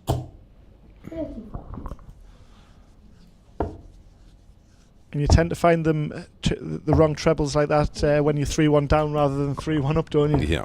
Or the bounce outs. Yeah, it's just where you're just starting to force things, and you can just slightly over-rotate and then start to push. Two players in action here in the JPL. We've got a European champion in Lewis Cook and a Super 16 champion in Jack Johnson. 2 winners. Are we going to get a winner here? Or are we going to see a draw? Well, Jack's been good in this position so far. He tends to find that one leg-changing turn. But it's not happened on this occasion. Still time. And that's what you find in a match that's close-knit in terms of averages and ability pre-match. Timing's everything, isn't it? Yeah.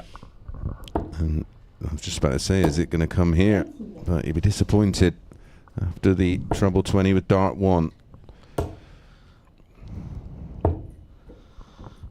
That first dart had fill your boots mentality about it, didn't it? Well, you won't see a better 60 tonight. I'm going to go all weekend, in fact. Yeah. And he went across as well, and was no doubt expecting one to drop in. Can he get one to drop in here? Well, both on 2 dart possibilities. That's a great recovery dart in the treble 19 for double 16.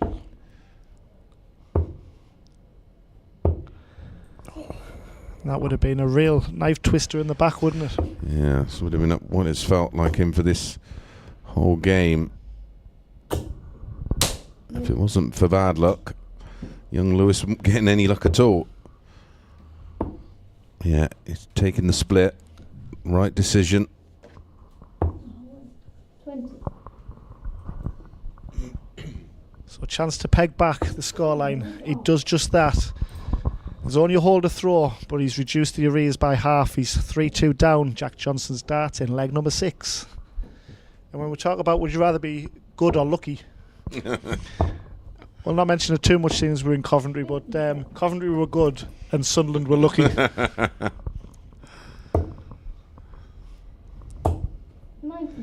Phil Taylor once said, didn't he, the harder I practice, the luckier I get. Mm. I think there was too much luck in his game. Talk about setups, and I think Phil Taylor could throw donuts at the board, couldn't he, and land a 180. Yeah, he was still the GOAT for me.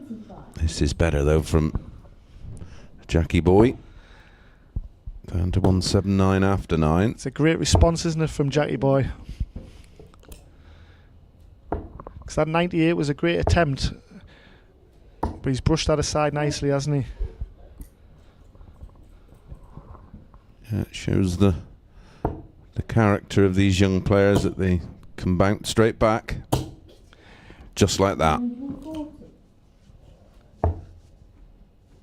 It was a timely 2 treble visit and one I fancied. 85. He's a real battler, is Lewis Cook. 74. 84. Oh, fantastic. How's your tops, Jack? Long way up for him. There's your answer. 17 dart hold, which guarantees him at least a point. And it was a brilliant leg from both. Lewis Cook waiting on 24 for a very important break of throw, but didn't get the opportunity. When you talk about averages being low on their standard visits and standard games, but it's not. We mentioned it's not always the high quality averages that are the best matches. It's the gritty ones like this that I've thoroughly enjoyed this match. 121. Yeah, when you get 2 players of similar ability, it creates a sporting contest. 100. Another match that's played at a great pace. There's no. You don't really see gamesmanship with the youngsters, do you, like you used to with the back in the old days? No, they've not learnt that yet. Thankfully. There's no slow retrieving from the board or no. A bit of gout kicking in. Bit of Barry Bate. 115. Of course, that wasn't meant, of course. No. So he's going to need to stay straight, and does. That's a bonus. Down to 127. Oh, Jack needed another treble 19 to get a dart at double 16, and it's very much a theme of his game, the big finishes. He's left it handy, hasn't he?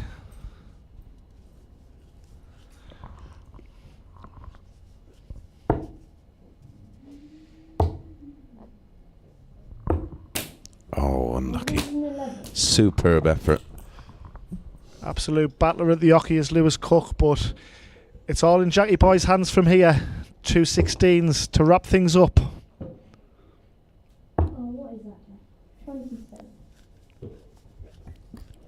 Oh, I'm surprised he changed tact because he hit tops beautifully. Go on. And we're going the distance, Chris.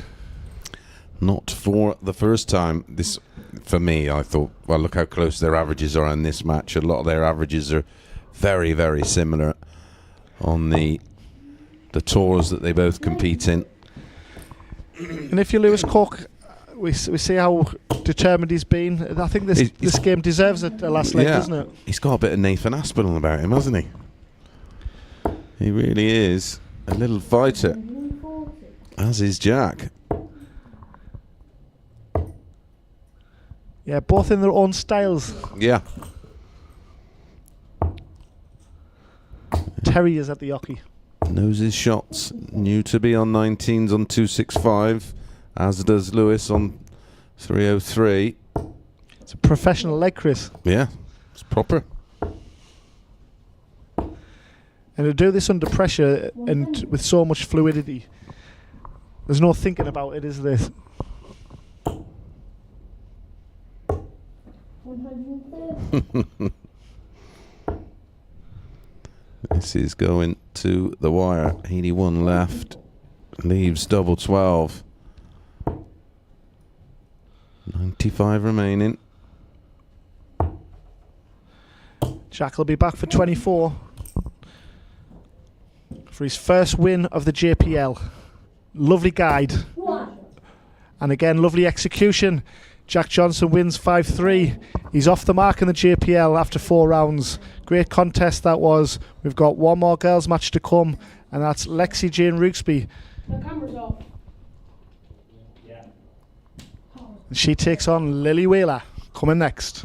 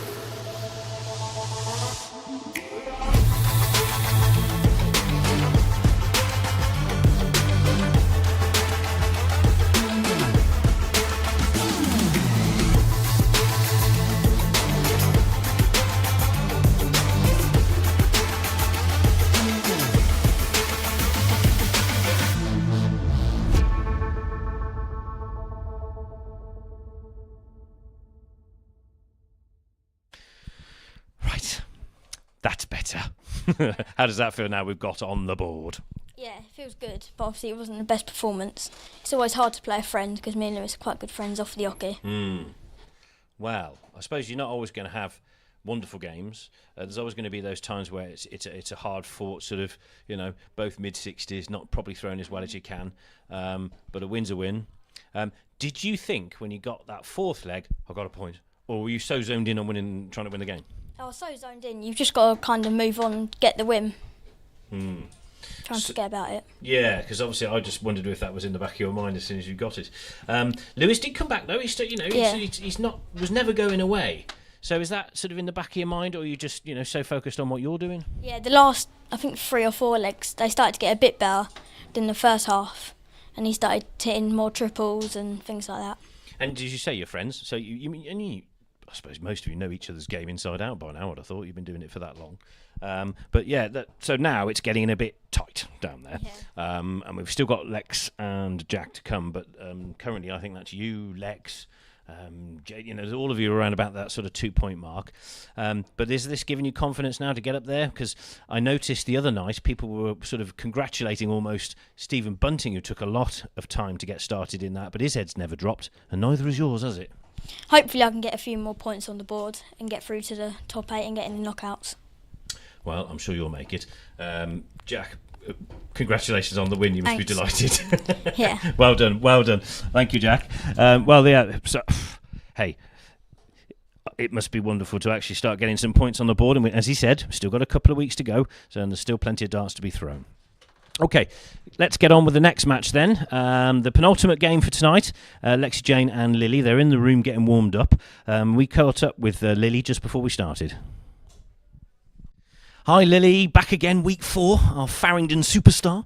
Lily, last time out, got a draw. Now that's weird for some of us because we don't often get draws in darts matches, do we? But in this league you do. How are you feeling about tonight? Who have you got? And sort of how have you prepared for this evening? I've got Lexi. We always have a good game whenever we're playing. Most of the time goes all the way. So right, looking forward to that. And then we'll get Carl ready. He'll be excited about that.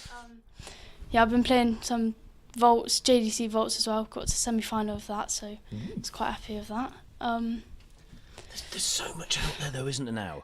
We were chatting to everybody about how you could play every night if you wanted to. But you've got a balanced life, school, family, etc. But your whole family's a bit darts mad anyway, so that fits well for you.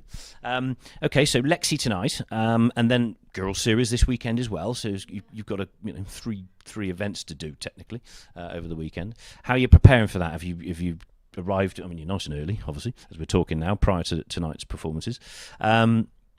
Lots of practice tonight, or do you just sort of have a little 10 minutes here and 10 minutes there? How do you prepare?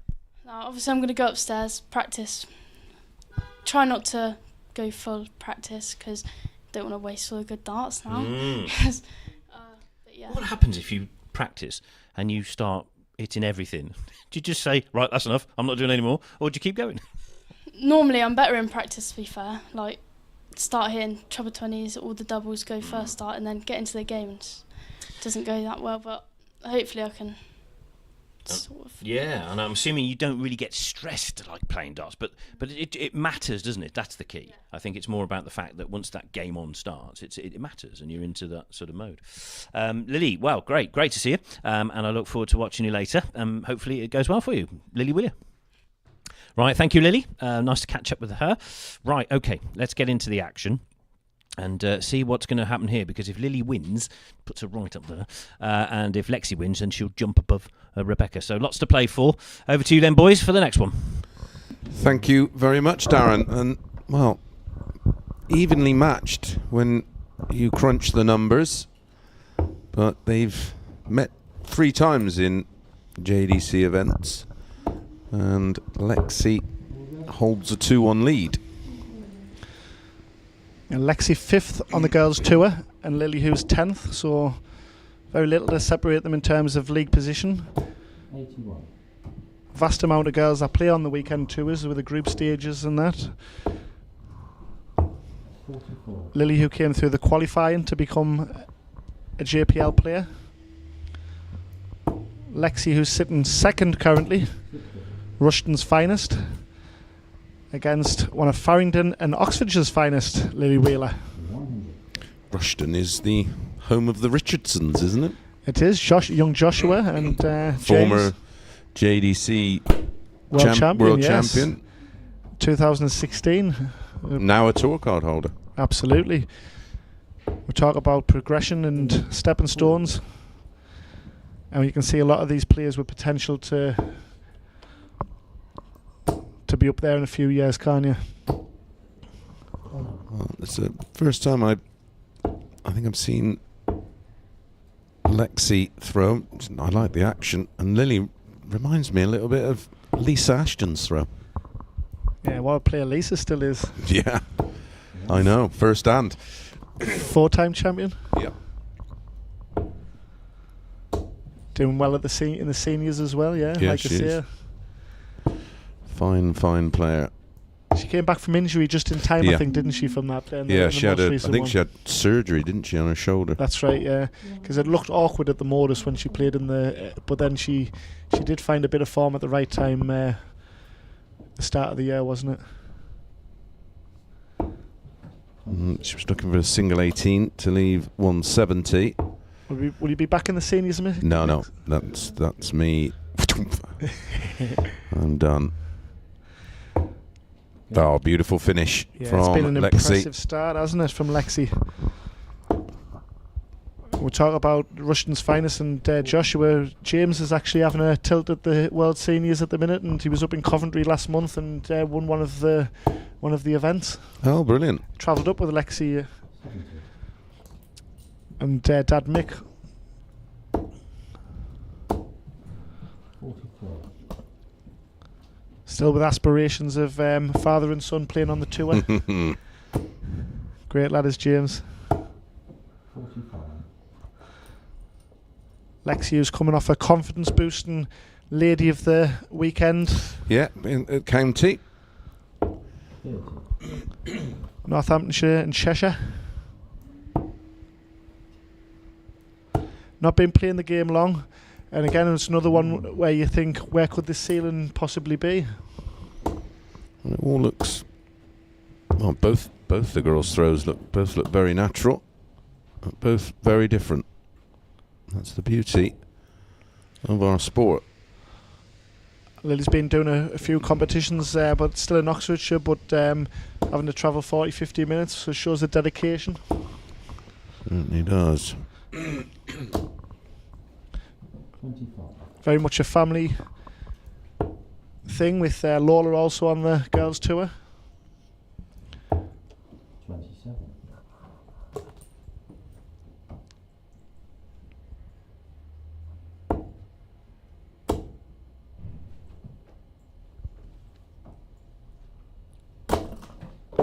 That's right. Well, it was unlucky enough anyway. The second dart just sliding into the corner of the treble one. To define blockers there, could have been an argument for 19s perhaps. 70.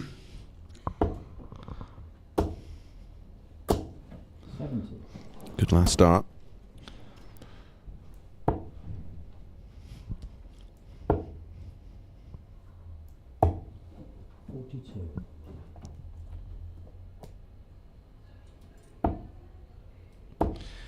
No damage done really for Lexi on that visit. The pressure's not being applied from Lily, so 76 and 6 darts if required.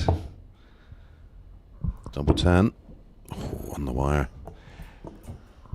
And one thing I've noticed about Lexi Jane's throw, it's quickened up from previous weeks. Well, it's usually a sign of a player feeling comfortable. The approach is, like I say, it's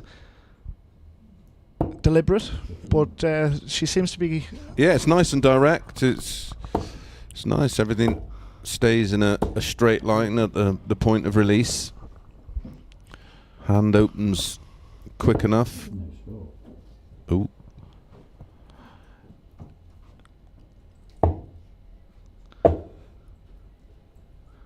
We get a lot of fast throws that are first dart merchants, Chris. Yeah, that's very much a trend nowadays. It's started with all the Dutch players. Then Rapid Ricky from the region obviously near Rushton. Well, Kettering. the quickest of them all, isn't it? Holds the record for the fastest 180. 35.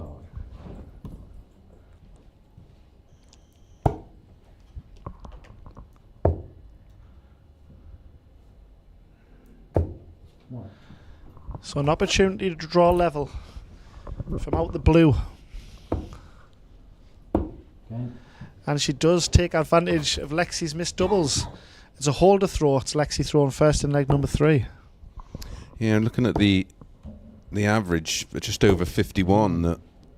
Was it Lily won the county lady of the match, or was it Lexi? Lexi won the for Northamptonshire, yeah. And 17.7 it was for the Saturdays. So approaching 53, and that's pretty much where her game is right now. Around these kind of numbers. And again, when you look at sat second in the table with the JPL, a lot of these youngsters can get fixated with averages, and it's about managing the match at hand, isn't it? And getting that W or getting that 2 points. It's one of those things where if you have one poor leg out of 6, it doesn't mean you've had a bad game that the average reflects. Because in all the other legs, you could have been 15 or in and around 15. And that's what you've got to look at in terms of the context of the performance. Speaking to Adam Hunt, he's back on the tour and he's finding wins like a lot more readily at the minutes, which is great to see. He's a great lad, Adam. But his mentality in the best of 11 was to try and hit 6-15 darters, and he says if I can hit 6-15 darters, you still might not win. Yeah, you still might not win. If you hit 6 doubles, you win. But a lot of it can be overthought, I think. Yeah. No overthinking there. Pins double 16 beautifully, not for the first time. Yeah, and again, what a response from that second leg. 80.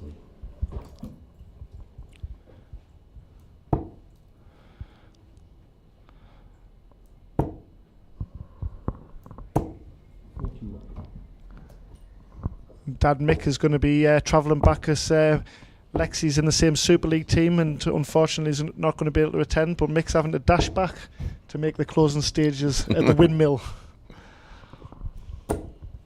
45. Well, this would be a nice, almost home venue for them, wouldn't it? Here, Coventry. Yeah, it's a short trip across the A14. Yeah. But it's, I don't know about yourself. Have you come across Super Leagues where they have boys and girls in the same No. in the same night? No. Same team?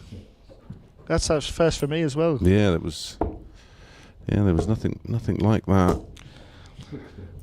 I wasn't playing Super League when I was living down Kettering. It was when I was Kevin McDine's sparring partner. I had a bit of dartitis, so I was more of a pool player opponent for him. 24.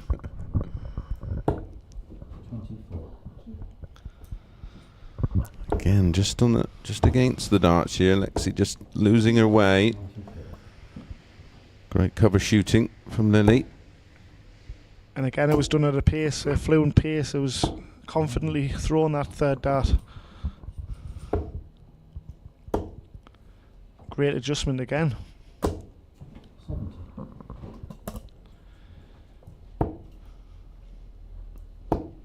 Finding a treble a visit just to keep advantage of throw. Yeah, just keeping distance between herself and Lexi. 90 remaining. 84. Well, that'll do. Leaves double 15. 45. She's left a Luke Littler. Double. Why not? Absolute brilliant. And that was a very solid hold of throw there from Lily. Trailing the game. Yeah, Best of 2 from here. They've both been far better on throw than against throw in all 4 of the legs that's been played so far. But now we're approaching the nervy part of the game, being one away from securing a point. And for Lexi to keep tabs with Rebecca Allen at the top of the table, and obviously Paige Pauling's had a win tonight. So for Lexi, who's sat in second, he'll be looking to get back to second place with a victory. And for Lily, he'll be looking for her first win. She's had 2 draws, so still all to play for. The business end of this match, the final girls match of the night. Still to come, everybody, we've got our final boys match. JDC World Champion Lex Paeshuyse in action against Jumping Jack Nankervis. So what, those names would score a few points on the Scrabble board. Yeah, week 1, Lexi got the better of Ruby 4-2. And Lily went down 4-1 to Rebecca. Week 2, Lexi had a 4-2 win over Yasmin. And Lily picked up that draw against Ruby. And then week 3, Lexi went down to Rebecca, whilst Lily had that draw. Yeah, Lexi had the opening match of the JPL on the opening night. Came out 4-2 winner against Yasmin Ruck-Havard. And then she's had a spell in hospital. Yeah, you'd mentioned she'd been unwell. And she's flourishing right now. She looks in great order, doesn't she?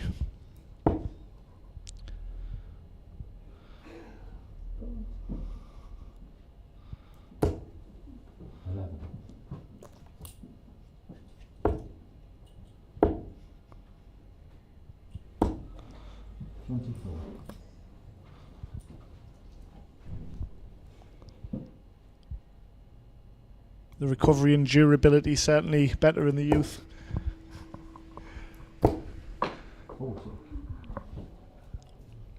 As I massage my hamstring. Tops. Ooh. What a timely break that would have been. Yeah, perfect time to break throw. And the odds are that's exactly what Lily's going to do.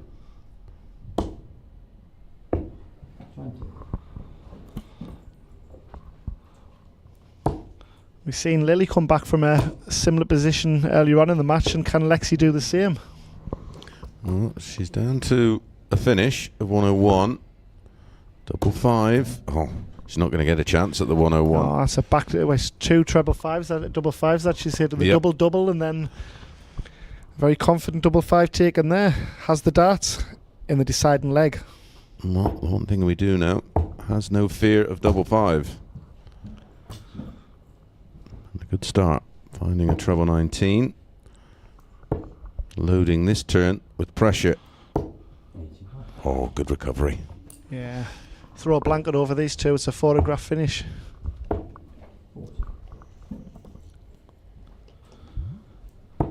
Who's going to blink first? Yeah.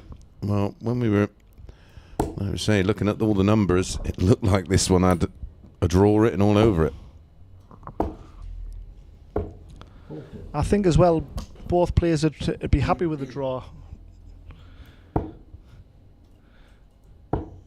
To go into the weekend knowing that you've had this opportunity under the belt and not to have lost. Yeah. No negativity going into what will be a big weekend. Both players as well. Yes, Lexi's had the lady of the match, which is a confidence booster, but there hasn't been much winning of tournaments going on, so to avoid defeat and to get a point is definitely a positive for both. And Lexi's got the advantage here. She's wrestled the advantage away.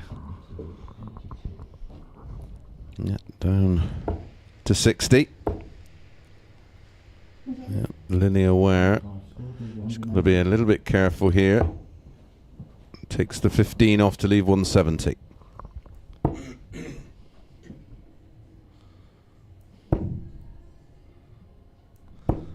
The darts sit up for Lexi.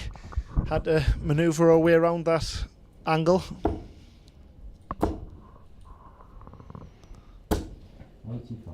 Well, half's her score. Tops for Lexi.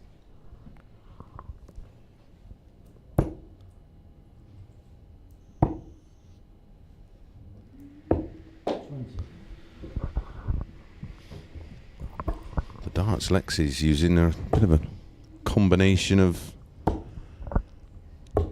Phil Taylor early darts and a bit of Gary Anderson in there.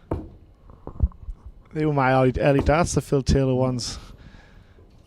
I don't know how I used to throw with them, to be honest. Well, Lexi finds a double 10 and, well, All in all, I think a draw is just about right, isn't it? 2 smiley faces walking off the hockey. Last match on, Jack Nankervis against Lex Paeshuyse. Blink and you miss this one, folks. Stay with us, this is going to be a belter.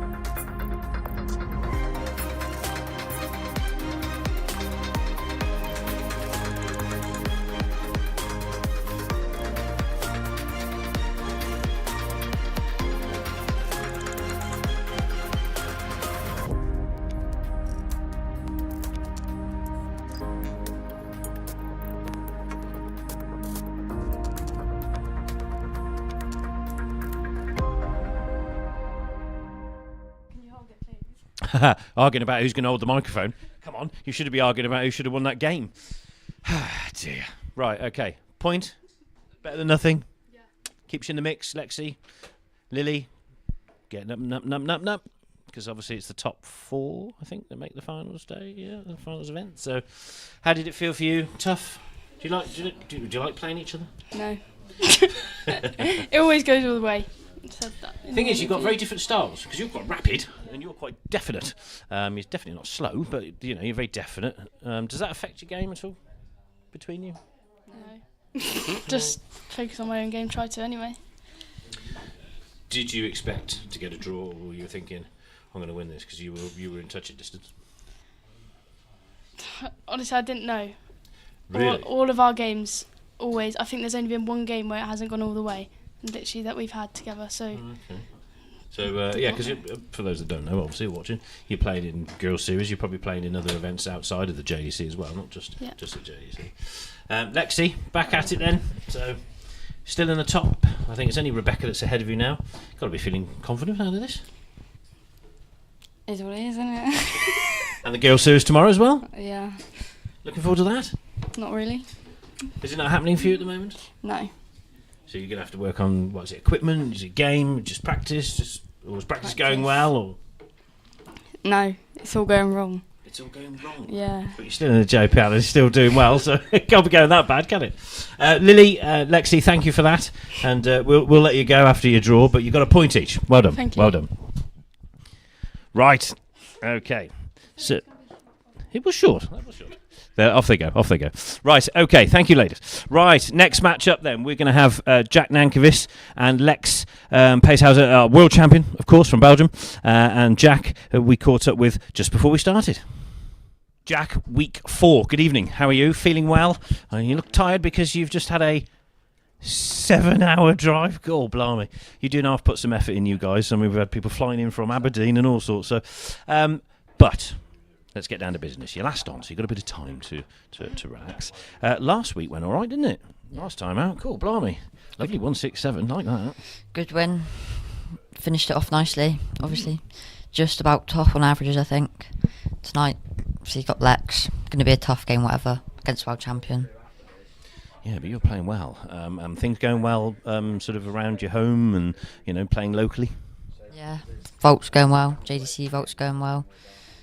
Still managed to stay unbeaten in Super League over 1.5 seasons almost. Right.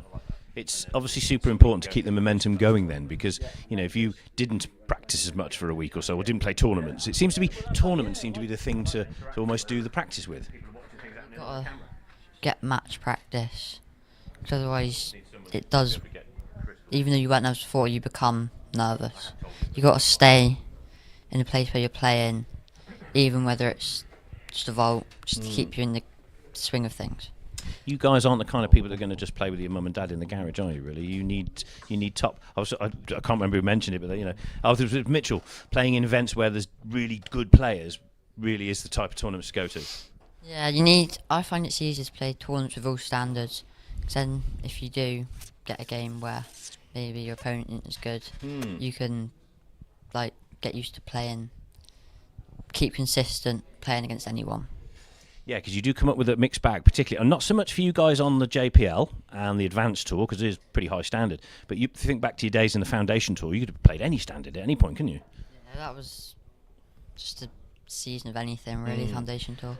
You could win one, then go out first round in the next, playing the same. It was just a good time, really, against Mason a lot.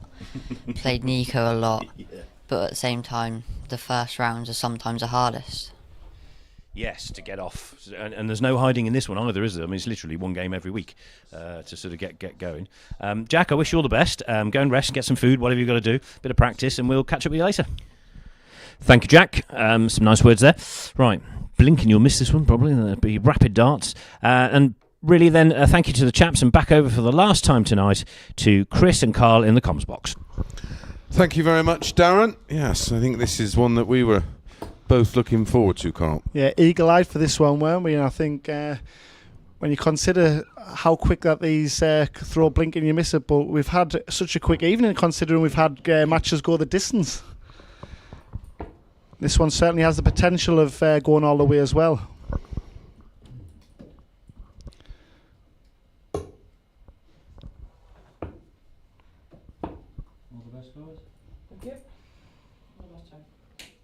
It is Jack that's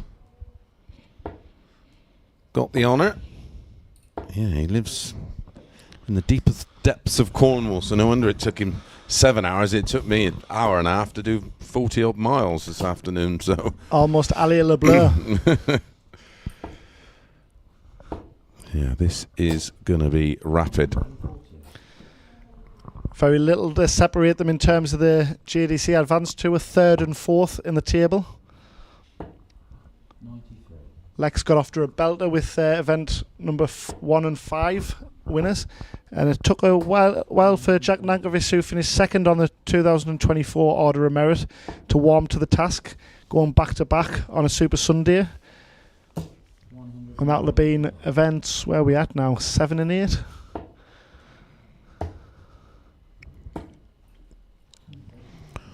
Well, this is some start to the match. Down to double 12 after 12 darts thrown. 170 is not going to go for Lex. Jack Nankervis shown the reason why he was joint top of the league on averages coming into this. Yeah, no wonder with a... Not so unlucky for some 13 darter.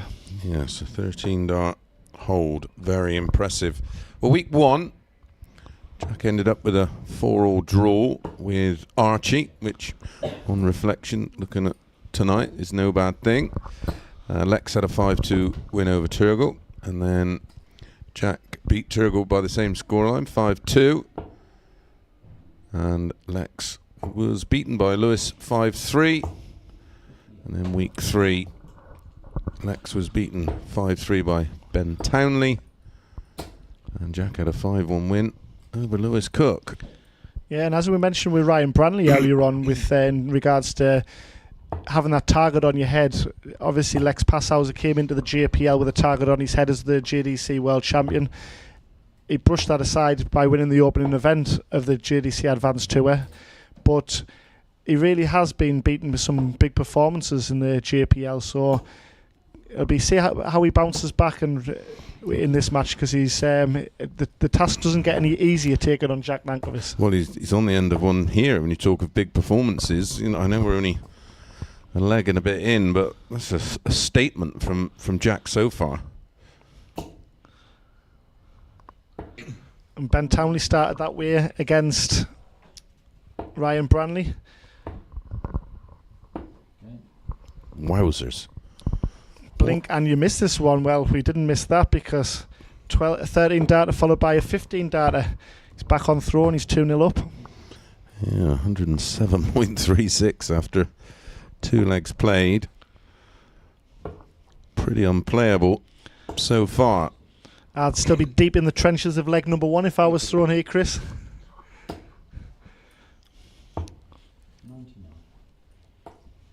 Waving to the crowd with me 45. Recovers. On my bed and breakfast. With darts 2 and 3. So he's just applying a little bit of pressure, and there's the answer. Well, I wonder what he was doing on the drive. He must have been sleeping because he's as fresh as a daisy here. And we talk about how quick and, I mean, the muscle memory's there, obviously. But Jaden Walker and Jack Nankervis's ability to switch around the board, whether that be for treble cover shots or board management or to hit a combination check out, it's just phenomenal. The 2 best in the world for me, Jack Nankervis and Jaden Walker, are doing that with so much accuracy.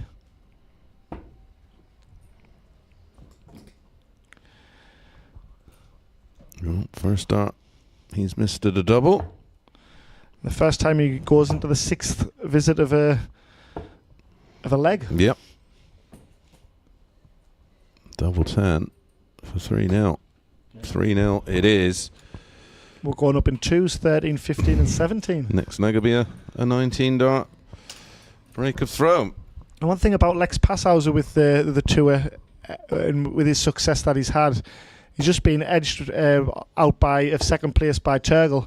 But his success has been that range of 15, 16 darts is going into that 6th visit, but making your opponent hit 100 average to win a leg is, as Lex Paeshuyse has said, that his consistency.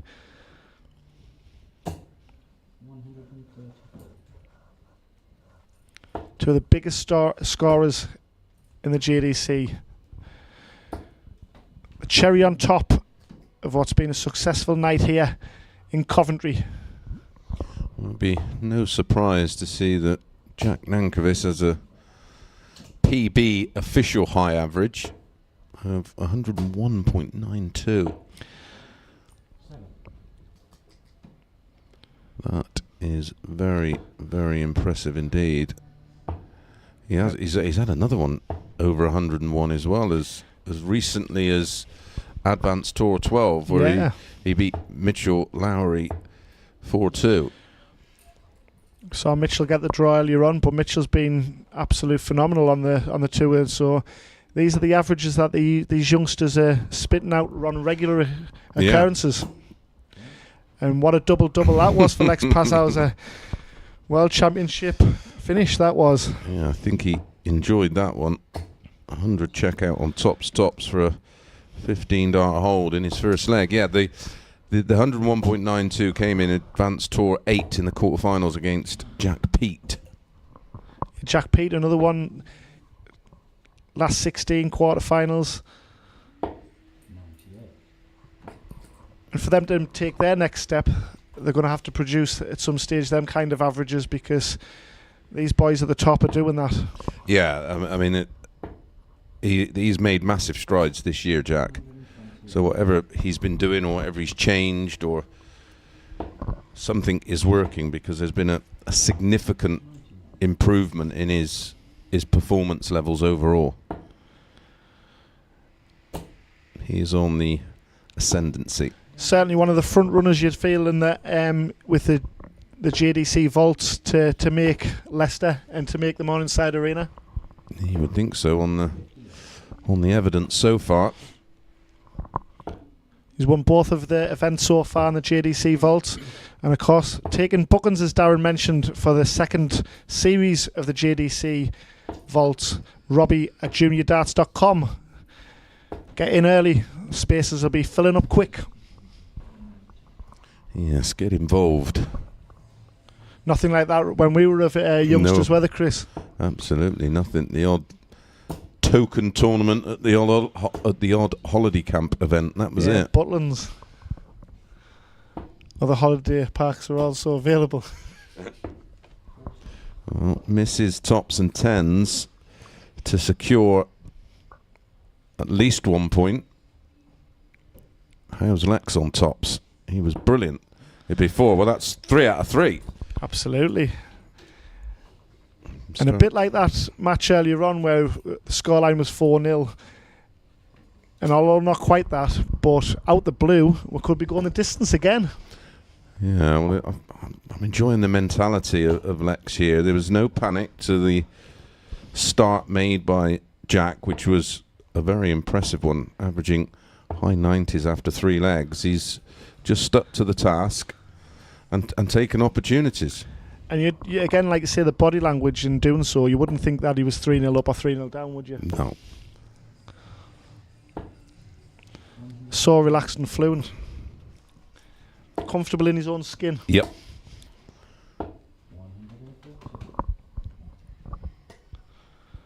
The youngest ever JDC world champion, 13-year-old. Yeah, that's... Belgian ace. That is remarkable. You get a feeling it won't be long before he'll be challenging Dimitri Vandenberg for a place in the World Cup squad. Who's Dimitri partnering with again? Mike De Decker. Mike De Decker, of course. I'm pretty sure I've seen something the other day that Dimitri was going to play. It was announced, I think, the other day, wasn't it? But he's going to play, yeah. Oh, right. Yeah. Because he's having a break from the tour at the minute. He is, yeah. He's just stepped away. He fancied that. Why not after the last 2 legs? Yeah, absolutely. So 2 12s for 4-2 in what's been another spectacular leg. 14 darts this time for Jack. He is very, very impressive. I think it was in one of Jack's 2 wins on the tour, and he was well ahead against Mitchell Lawrie, and Mitchell came back with some barnstorming legs, and Jack bounced back and recovered well to get over the winning line. Well, he does have an unusual throw. My goodness, it works. This all sets it up nicely for the weekend ahead on the JDC Advanced Tour. Normally I've got 2 or 3 players in my mind at the top that I'd have as the favourites, but looking at tonight, you can make a case for a good 8 or 10 of them. And of course that's without the players that we've seen.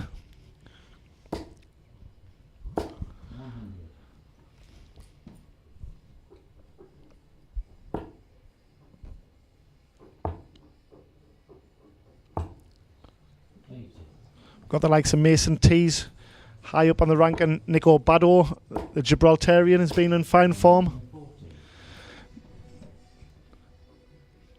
Mouth-watering prospect. 11 o'clock, join us tomorrow. And we're going the distance, Chris. It's 4-3. Yeah, that was a... Lex has broke back and he has the throw in the decider. That response was identical to the 14 dart breaker throw that actually saw Jack guarantee a point, but a 40 start has left the door open. 93.29 average. Yeah, listen, the 88 isn't too shabby. And he's not guaranteed the 2 points. Again, timing is everything, and Lex's timing's been brilliant in this comeback, hasn't it? It has. All starting with that 15 dart hold with the spectacular 20 tops. And this has draw written all over it from here. Bit of a wild one with dart 3. Understandable. And that, you feel, is a bit of over-trying, because that first dart was a beautiful marker, and especially with the pace that he throws, it had 140 written all over it. Oh, and that's a massive last dart, taking him down to a 148 finish.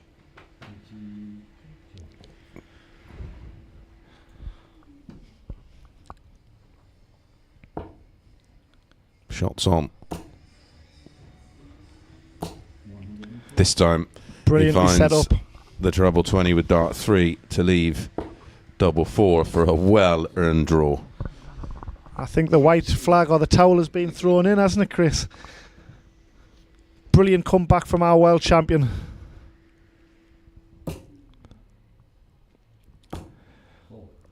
Ooh, is there another twist? The twist that had Jack Nankervis take out a big 1-6. 7, wasn't it?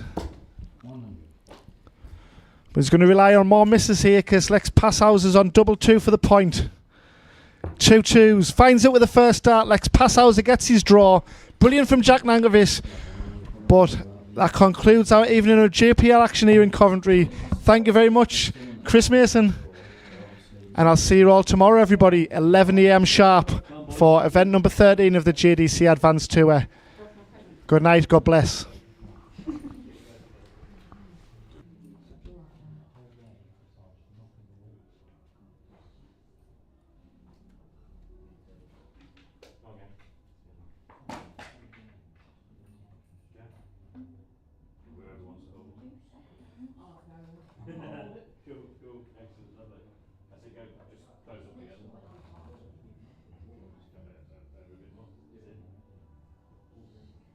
Like, blimey. Well, there you go. That was fun. You went off like a rocket, 100 average after 3 legs, and then what were you thinking at the time then? I mean, you kept in there and got your points, but he went off madly. Yeah, true. Before the game, I just said to myself, I need to win this or at least get a point because I've lost my 2 previous games. So even though I was down the whole game, I just believed in myself, and I know that I should took at least 1 point, and I did that. So I'm happy how it. Yeah, I'm happy how the match ended. Yeah. Well, as I say, it started off so well for you, Jack. I mean, hand over to Jack there. So, Jack, what went wrong?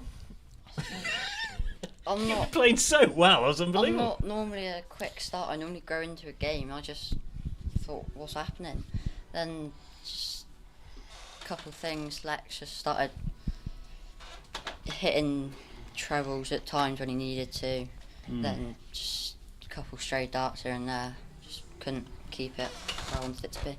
This is how good you guys are, though, is because your heads don't really drop. Everybody gets frustrated and you're a bit of shaking of the head or whatever, but generally speaking, you're always in it and you keep going and you keep going.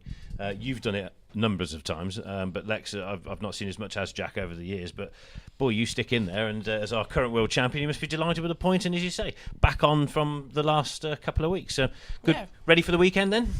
Yeah, of course. I'm always ready. I'm happy to be here. Last weekend, I was mentally not in a good position, but I'm happy that it's going great now, and I'm just hoping to continue this form over the weekend. Yeah, super job. Well, 2 more days to go with the Advanced Tour. I wish you both luck, and there you go, a point each. Well done. Thank you very much. Well done. Thank you, guys. You can go on off there. We've got another guest joining us. You've heard his voice all night. Now you can see his face. Here he is, Chris. Come on in. Well, you know, people don't believe you were here, you see. They thought you were some closet somewhere, you know. I was in a closet, but just next door. Yeah. Come on, what did you think? It's remarkable, isn't it? You sort of wonder where the product that was Luke Littler coming from the JDC system, and you think, well, where is the next one going to come from? And just sit back and watch that for a session. So impressive, and the girls as well. Paige Pauling looks potentially to follow in the footsteps of Beau Greaves. Absolutely. I mean, you know, you've obviously played the game at a very, very high level. I know for a fact that I'm lucky to get 50 average. So when you start looking at 70s and 80s under this kind of pressure in a stream room, live on television with you commentating on them, you know, a lot at stake. Yeah, they are superb, aren't they? Yeah, and you're under the lights. There's nowhere to hide. It's being broadcast live, and when I started to dig a little bit deeper over the last couple of days on knowing that I was coming, seeing some of the running averages, you know, up around mid-80s as a running average, they could, you know, all them boys could just walk straight into any county team anywhere, you know, where if you sort of thought about that years ago, you'd have no chance. Some of the top county players would be having running averages of around 87, 88. Yeah. So that just shows you where the game is now. And we're talking about youth darts. Yeah, the whole game, really, from all levels is just going through the roof, as we know. That game last night was one of them. But you mentioned in comms, you said that you noticed that they've got no time to sulk these days, because going back probably 30 years, how much children, we forget they're children, are playing darts. It's literally one after the other, another weekend, another midweek vault, another weekend. It just doesn't stop, does it? Yeah, and we live in a world where everybody wants it sort of now, especially the kids. They don't want to wait to improve. We want to give it to them now, though. That's the thing. They're getting it now, aren't they? They're getting opportunities that was never there, and I think that's why they're sort of fast track. And we've seen it in the senior game with the introduction of the Euro tours and then the secondary tier systems. It's fast tracking them. They're getting opportunities under the lights. They're getting a platform which was never there, and I think that's why we're seeing so many great youngsters now. It's been great having you, because not only have you this certainly isn't your first time. You're not an alien to the JDC. No, You've I can remember when on some great games and on stages as well. I remember when it first started and you were doing your first academies and Steve's fault. Yeah, and look at it now. It's now a global thing. It's a platform globally. So we're not just going to see the youngsters improve here. We're going to see it happen all around the world. It's fabulous to be part of. More to come. Yes. More to come. Hey, Chris, it's been absolute pleasure having you. Thank you for tonight. We better say goodbye, I suppose. We're back in June the 13th. Could be lucky for some. Good night.